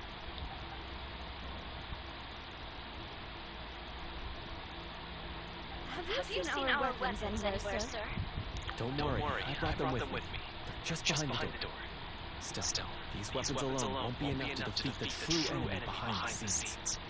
His faction is too powerful. The guards are all under his control, and he's even stationed a number of golems in various rooms throughout the palace. To defeat him, he must find a secret vault. It is said that within that vault, the Mara Shosei hunters of the past left behind a treasure with the power to defeat the sorcerer. You're not coming with us? No, I'll remain in the dungeons to deal with the guards. I'll try my best to distract them so they don't go after you. As long as my identity is not revealed, I'll be able to aid you when the final battle comes. In that case, please stay safe. Thank you for your concern. I will do my utmost. As for the location of the vault, here, this map should lead you there.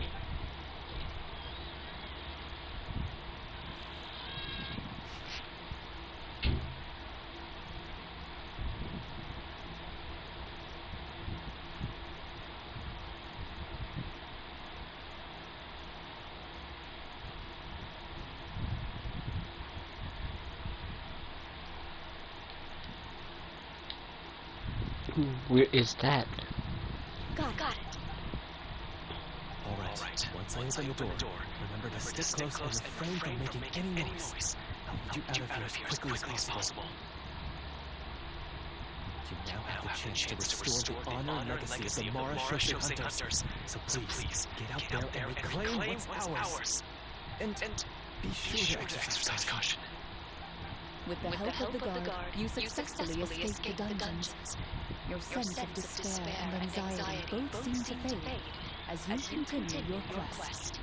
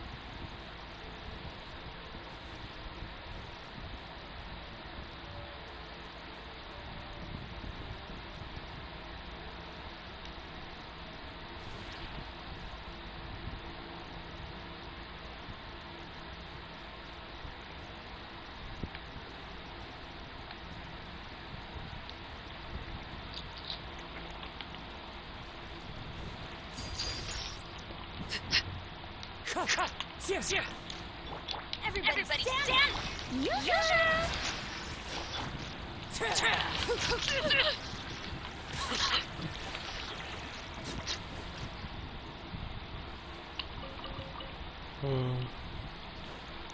Let's see, where is it?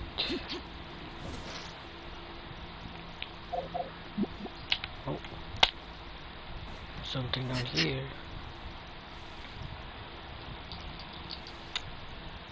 This should be the place marked on the map. This bit of rock certainly looks suspicious. Well, I'd say an investigation's in order then.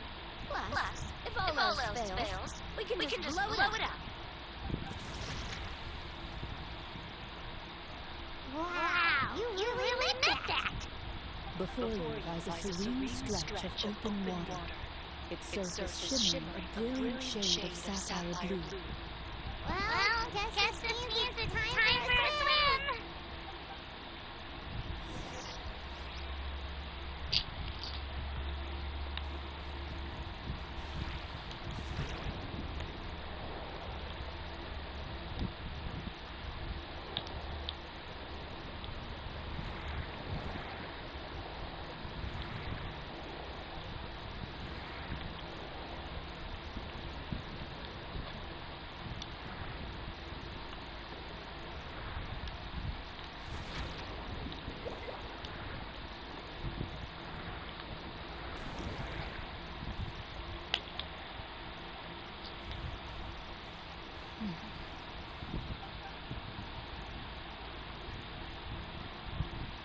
What's the matter? It's nothing. As you step into the cave, you find yourself in an eerily quiet space. Before you lies a narrow passageway that appears to trail off endlessly into the distance.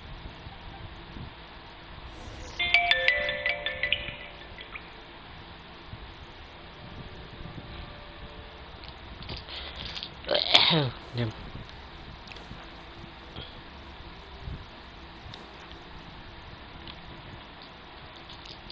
Wow, this must be where the treasure's hidden! But this door is blocking our way in. It almost looks like it's been here for quite some time. And I've got to hand it to the tabletop troupe. You really went all out for props. What have we got down here? Kind of mechanism connected to the door? It looks like we might have to arrange it into a certain pattern. That's something Master mentioned before. Something wrong, Lorraine? After a long, difficult journey, you finally arrive at the location indicated by your map. It appears to be an ancient site of some sort, where treasure likely awaits.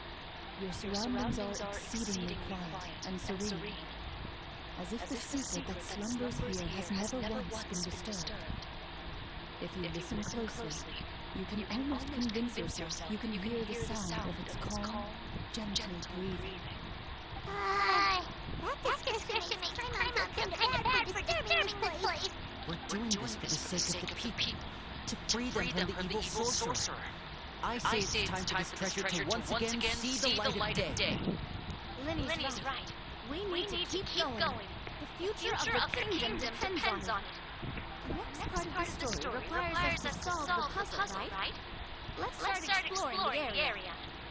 Yes. That something feels off about this.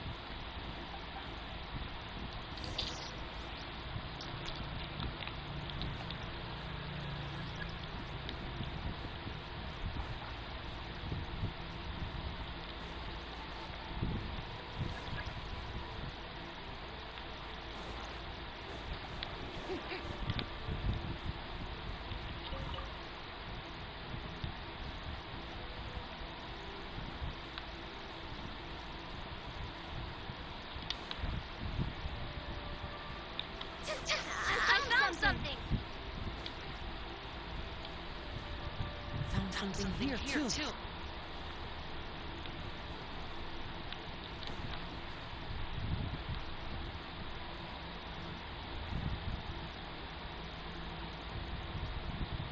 Same here.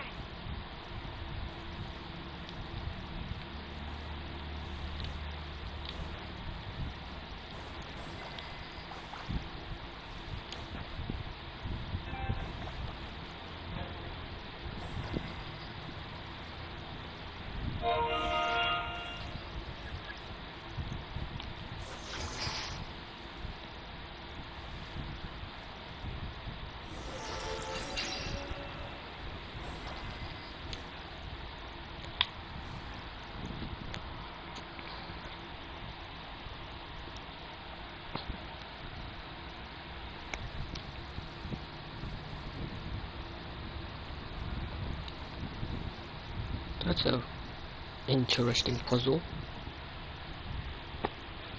It worked! Something just appeared. Some kind of new mechanism, maybe? By solving the puzzles, you prove yourselves worthy of inheriting the secrets of the past. At the end of each puzzle, you're With a key. oh, must be the key to the big. This is one of the Marshall secret keys that are passed down from generation to generation. It is said that 4 keys in total are required to find the final, complete key. And it seems that... You hear a few strange noises. Suddenly, all the torch... What's going on?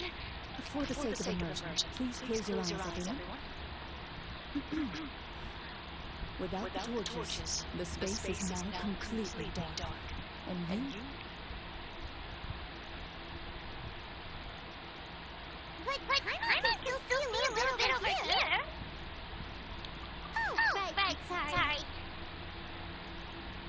Suddenly, you hear... There's someone else here? I've been discovered. Wait. You recognize the voice as belonging to the god who led you to this place. It appears he now covets the treasure for himself. And Oh, this is just part of the script. Well, if we can't see anything, that means we can't fight to the fullest of our abilities. judging by the way he's holding his sword, he must be a real Marshall Satan. Retreat! That's not Your choice is noted. Please keep your eyes closed until I tell you the torches have been relit. You got it! Well then.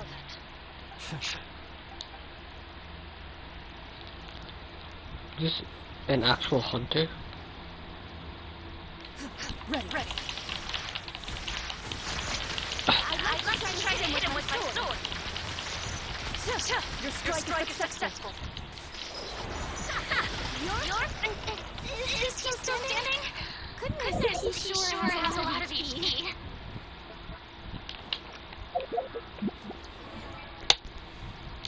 I'm gonna check something. Okay, clue rate high, C6. Ooh, C3. Loaded.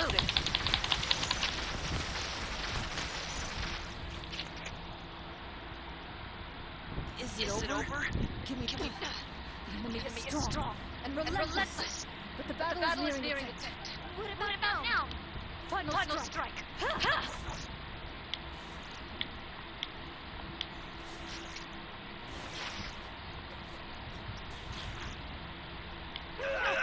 Well, did we get it? Warm fire flickers across the walls once more.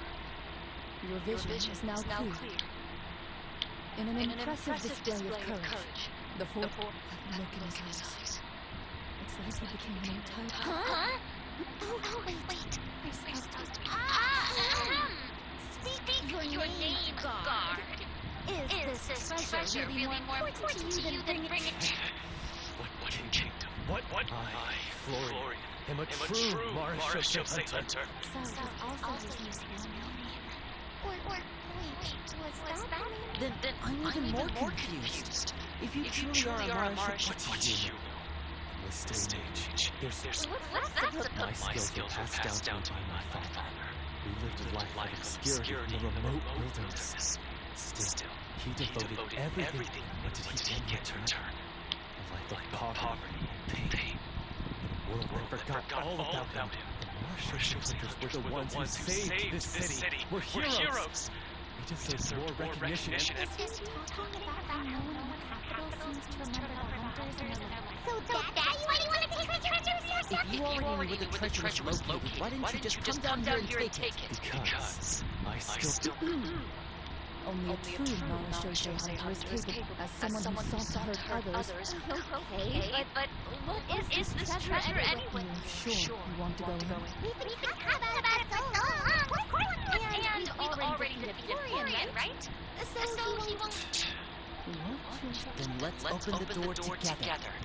All right.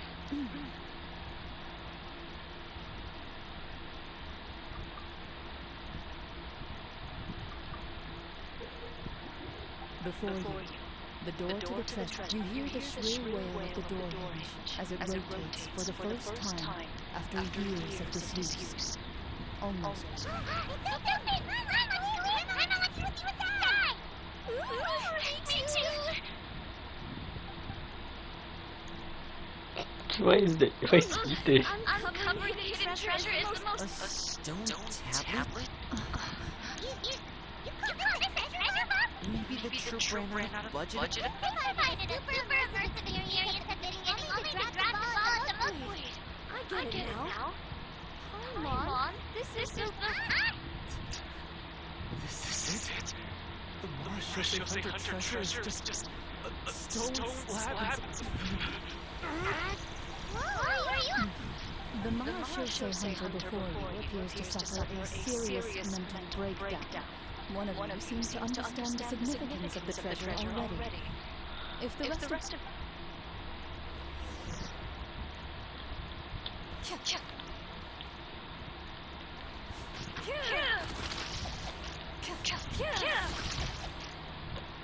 Into the shadows.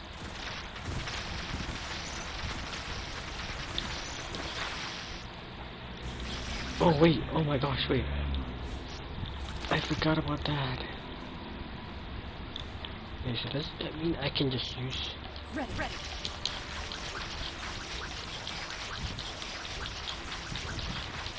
What the fuck?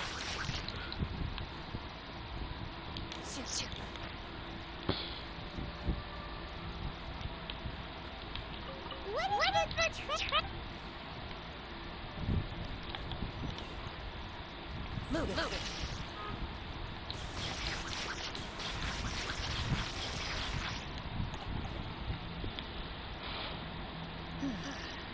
So, how are you doing?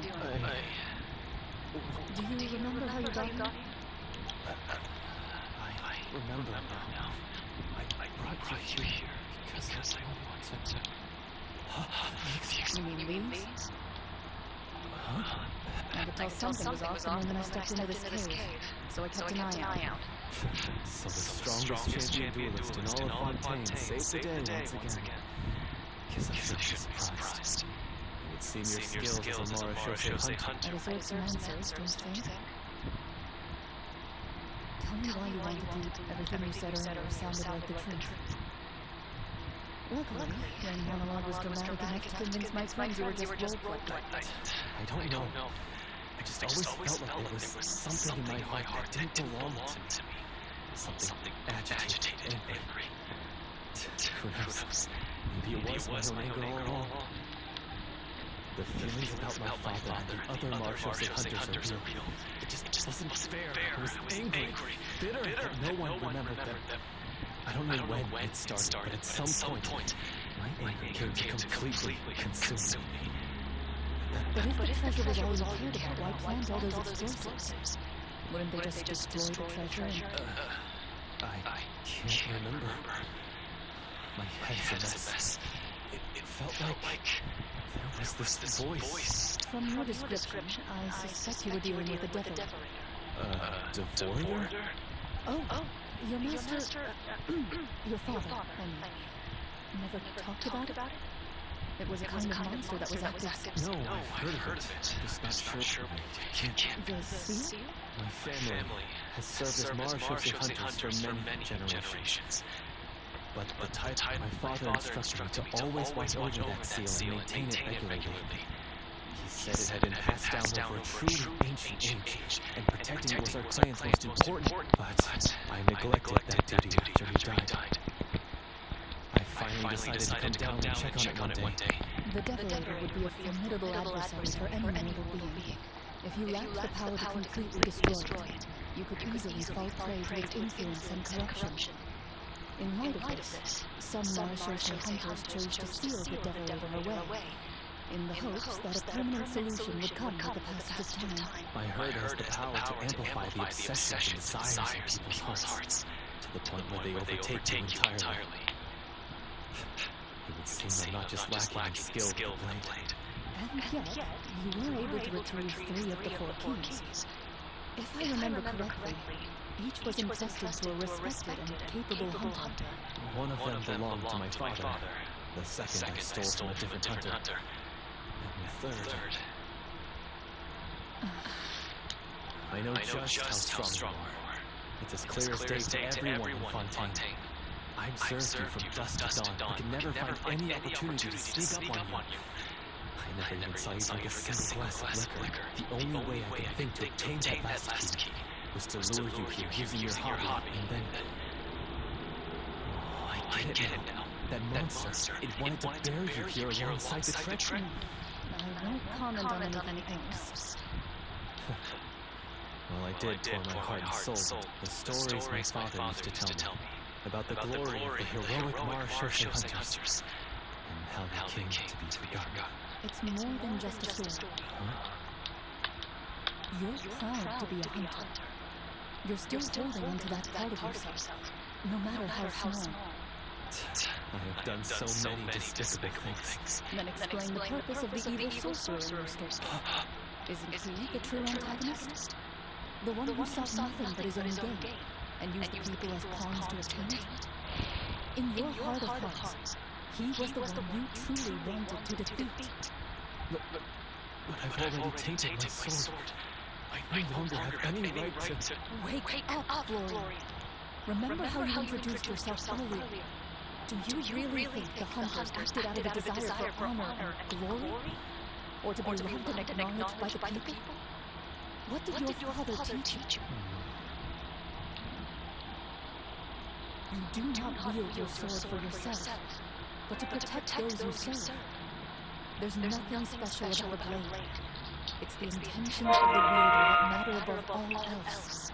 Do you still not understand? Even after seeing the treasure for yourself? The contents of that room, they represent the true legacy the hunters left behind. You're right. I am a Marshal hunter. It's time for me to redeem. No, to finally serve the people I vowed to protect all along. I wouldn't be so quick. I know. That's a charge I won't bother to defend. Good. Then come with me. And help me see the script through to the end. See the script through to the end? Never. No, I mean, I wrote the script with the sole purpose of luring you all here. There was no reason to write beyond. Then we'll just have to keep writing it.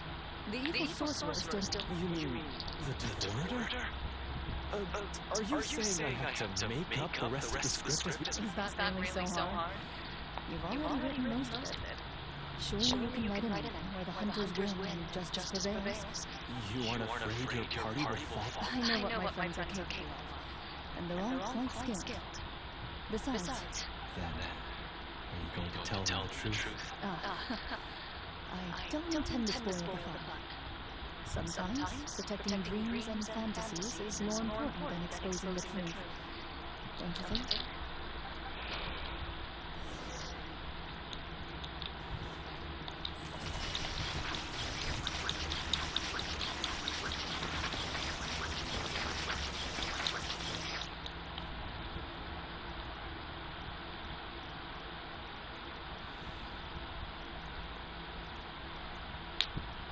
They're back!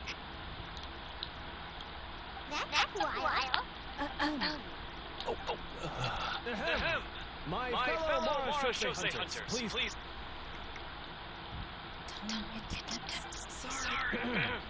After crossing swords with you and witnessing your courage in battle, I've rediscovered my true self and regained my pride as a monk. I confess, I was brainwashed by the evil sorcerer. He asked me to lure you here so he could bury you in this cave. That's right. He's adept at manipulating the hearts and minds of the people.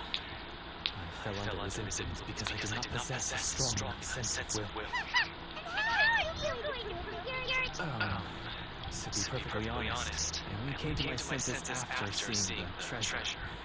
It reminded me of my father's past teachings. The treasure was actually... The names of all the marshals they hunters from ages past and their weapons? Wait, you already know? Of course. Don't underestimate We just finished reading through the content of the stone tablet. That tablet recorded the lives of some fascinating people. For example, she inherited the responsibilities of the Golden Hunter. And passed... So? She was just like... Oh, you really... Well, when you put it that way, I suppose I also have a few things in common with this Walter. Working as an executioner, he supposedly used a countless number of tricks to confound his enemies in battle.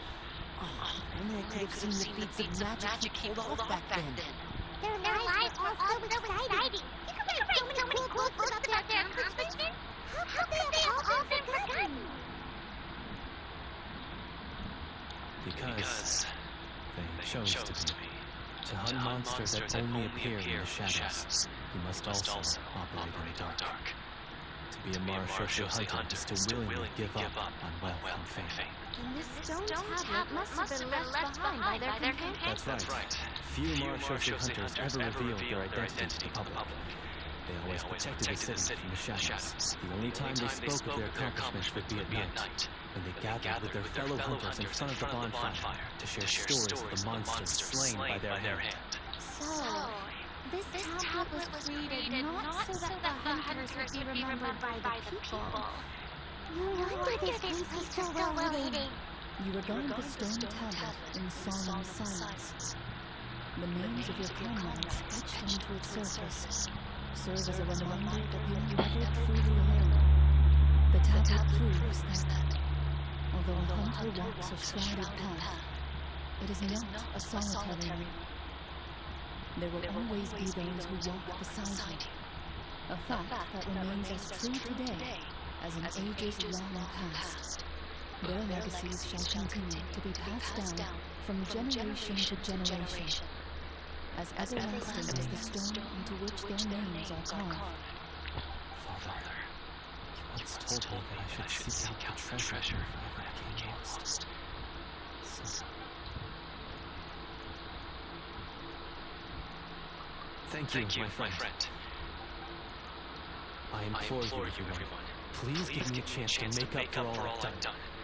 Allow me to fight alongside you and defeat the evil sorcerer that threatens the peace and prosperity of everyone in this kingdom. Well, I say we sounds good to meet you. I have no objections, but Mr. When he took over my mind, I gained some insight into his thoughts. Every time I thought of the treasure, he reacted with a strong sense of fear. Huh? He's afraid of the treasure? But there's nothing... What is? The secret GM?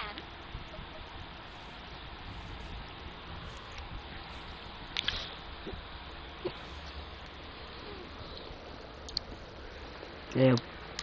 At first glance, the weapons appear absolutely ordinary.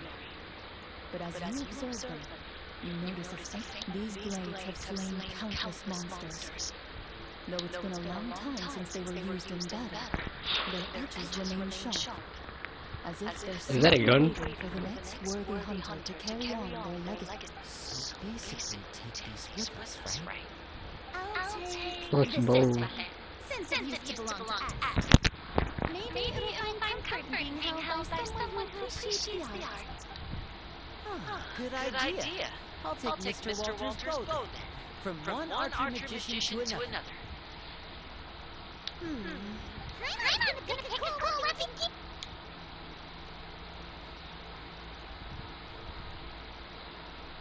As you grip your weapons, you can almost feel the will of past hunters coursing through your being.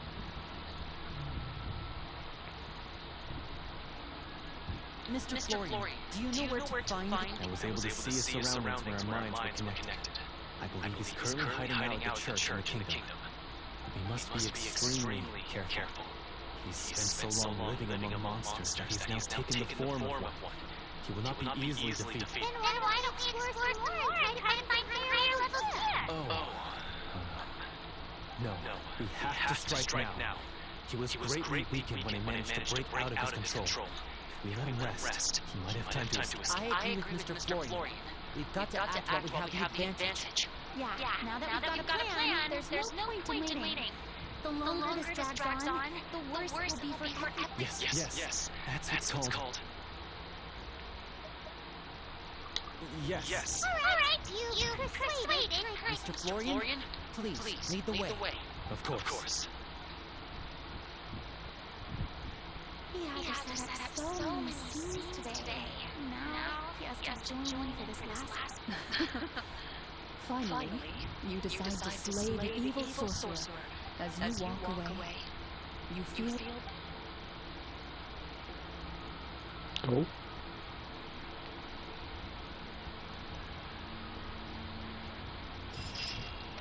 My bad. I thought there would be like a capital. Oh, here.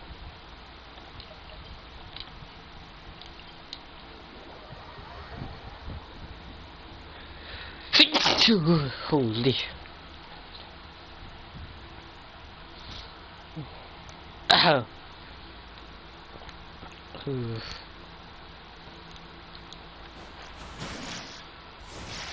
Go to the church in the capital. It's capital.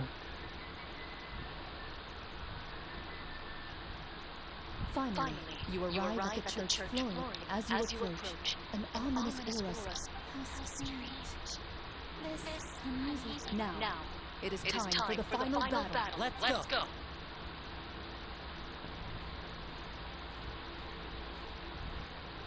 Florian, wait. What's wrong? I think you should wait outside. You've already been corrupted by the devil over once. It could easily reap. I don't think it's a good idea for you to be this close. If it corrupts you again, it's possible you might take on a new form and top. That's exactly why I have to go. Why I should be at the very... Yes. I intend to... That's too risky. If things get out of hand, I might have to kill you.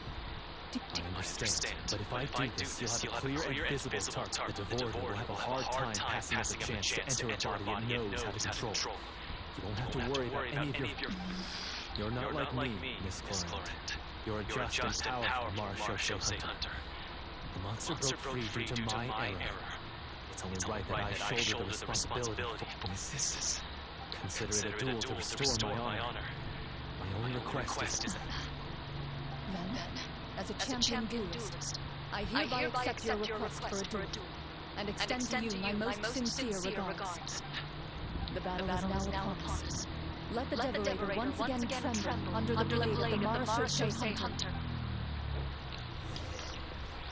The Marshosei hunter. Ooh, get to be inside of the capital. What am I yapping about? Damn, bro, I wanna sleep. I wanna go.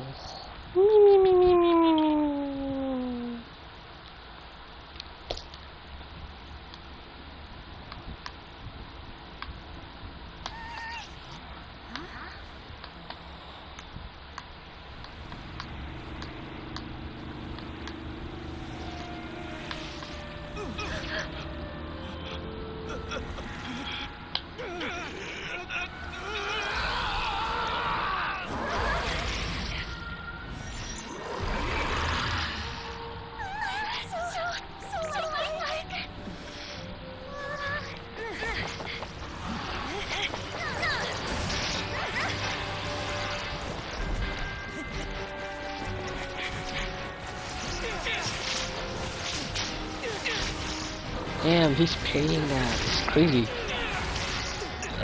Okay.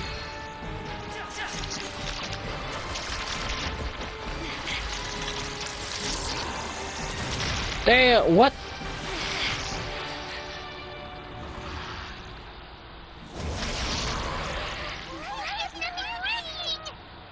This foe is not invincible. You hold the treasure. The power to defeat it in your own two hands. The treasure? You mean... The names. It's the Mars Hunter's names. How is it supposed to? You forget, Paimon? There's still one skill we saved until the very end. Hunters fight not for fame, but to aid the people whenever they are summoned. Walter the Marshal Hunter, master of a thousand tricks, executioner of the Phantom Hunters. I call for aid! Ask the Mars Hunter, inheritor of Cassiodor's will, judge of the Shadow Hunters. Answer my call!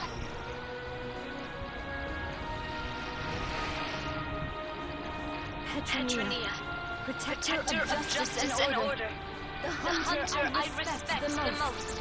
Thank you for saving my friend, the best one I'll ever know. Please, lend us your strength.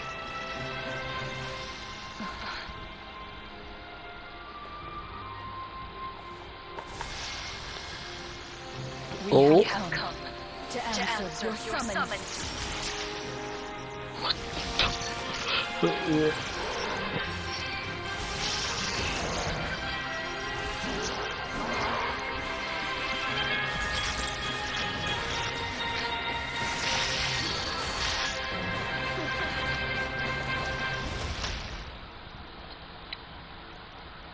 so, the monsters were eradicated, and the sorcerer was defeated. Peace soon returned to the capital. Those in the court, manipulated by the sorcerer, also recognized the errors of some remembered the names of the heroes who saved their kingdom. But others simply continued their lives none the wiser. Such is the story of the Mars Hunters. They will always protect the city, and those within it. Even should all memory of their accomplishments be forgotten by the very... I am assuming... Yes. You've reached one of the better endings. It's a pretty solid story overall. I thought it was just an ordinary adventure at first. But the further we got into that final battle is special. Oh, right.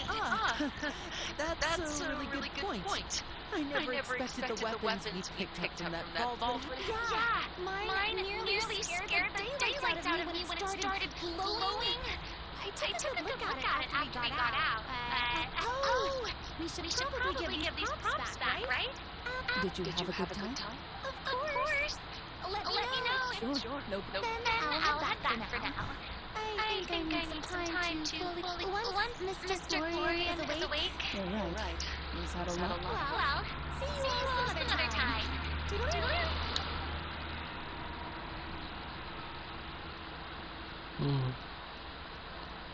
Very nice still kept in the dark. Can I ask? I think it should be fun. What in the world was...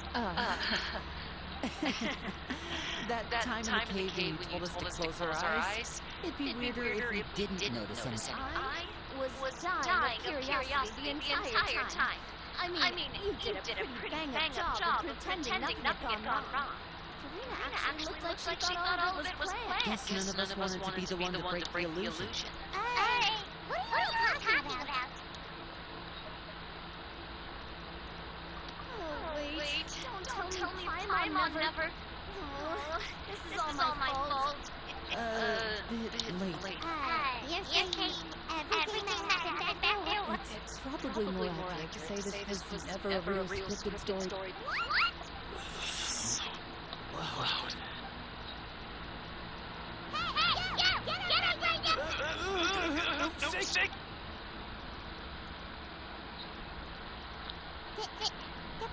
Did I hear that right? You guys made up that whole last part on the spot? It's not nice to lie to me, but Paimon's got it. That was a really... Yeah. It was like watching a magician improvise a spectacular magic trick after forgetting an important... If I heard something was wrong with that box, you would have floated straight in the opposite direction. Everything was under control. If you ever described a situation as being out of control. I'm pretty sure any situation you consider to be easy to handle would scare a reasonable person half to death. Guess I'm just used to it. You must run into a lot of unexpected situations then. That explains why you're so good at coming up with As for you, I know there's no excuse for what I did. I'll turn myself into the guards at once, confess my crimes, and accept any punishment. I would say you've already suffered more than it. You may have been blinded by fame and fortune in the beginning, but your actions during the final battle have proven you to be a true Mara Shosei hunter. You'll be far more used to the city above ground than below. Your job as a hunter is... But... Of course, you'll still need to take the keys and pay a personal visit to the two hunters you wronged. Yes. As far as I'm concerned, though, your showing in the duel was enough to prove your honor.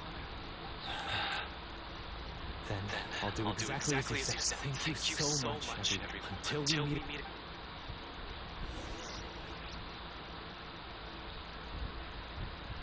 Finally, shit.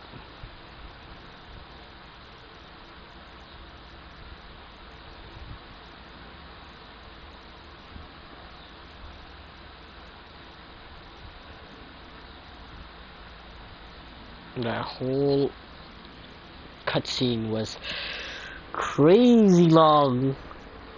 It was like watching a movie. Can't wait for the anime to come out.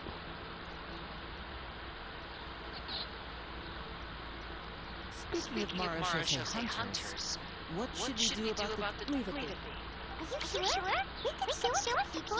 Make it... No. Every name on that tablet made the same choice. All hunters know what the path entails. I am no exception.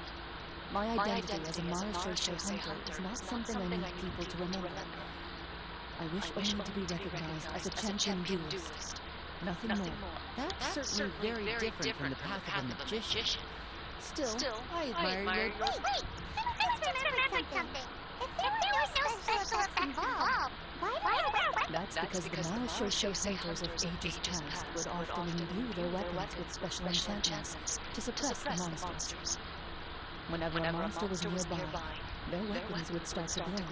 Oh, so that's why they had an effect on that guy near the end. I really thought the summons were doing all the work. Well, I'm sure the summons were a part of it too. Plus, this particular devil probably hailed from the same era as the hunters we saw in the room. The names you recited all belonged to the bravest hunters. Countless monsters fell to their blades. That's likely why the Decorator visibly reacted when you said about them. So the men held the power all along. Nadia. Everything you said... Huh? I meant what I said. I mean, it was true to my character, so yeah. I'm glad you heard it. I really appreciated those words. All right. Don't get all sentimental on me. Anyway, let's not talk about that anymore. I'm going to go on ahead. Don't fall too far behind.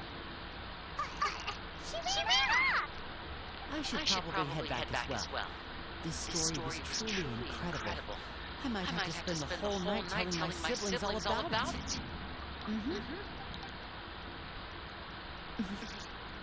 Traveler, should your name indeed be forgotten, what do you think the significance of your journey will be? I suppose the significance would be the journey itself and the world we helped create. There's still value in the time I shared with everyone here, and the things we were able to accomplish, even if no one remembers them. A great answer. I'll remember it. Me, the Mara Shosei hunter, says nothing in response to that request. Perhaps her answer lies in her silence. An unspoken vow left to echo through the night. She's still monologuing. The path she walks needs no explanation. The D&D session is ended. It's already ended. She's still monologuing. That's crazy.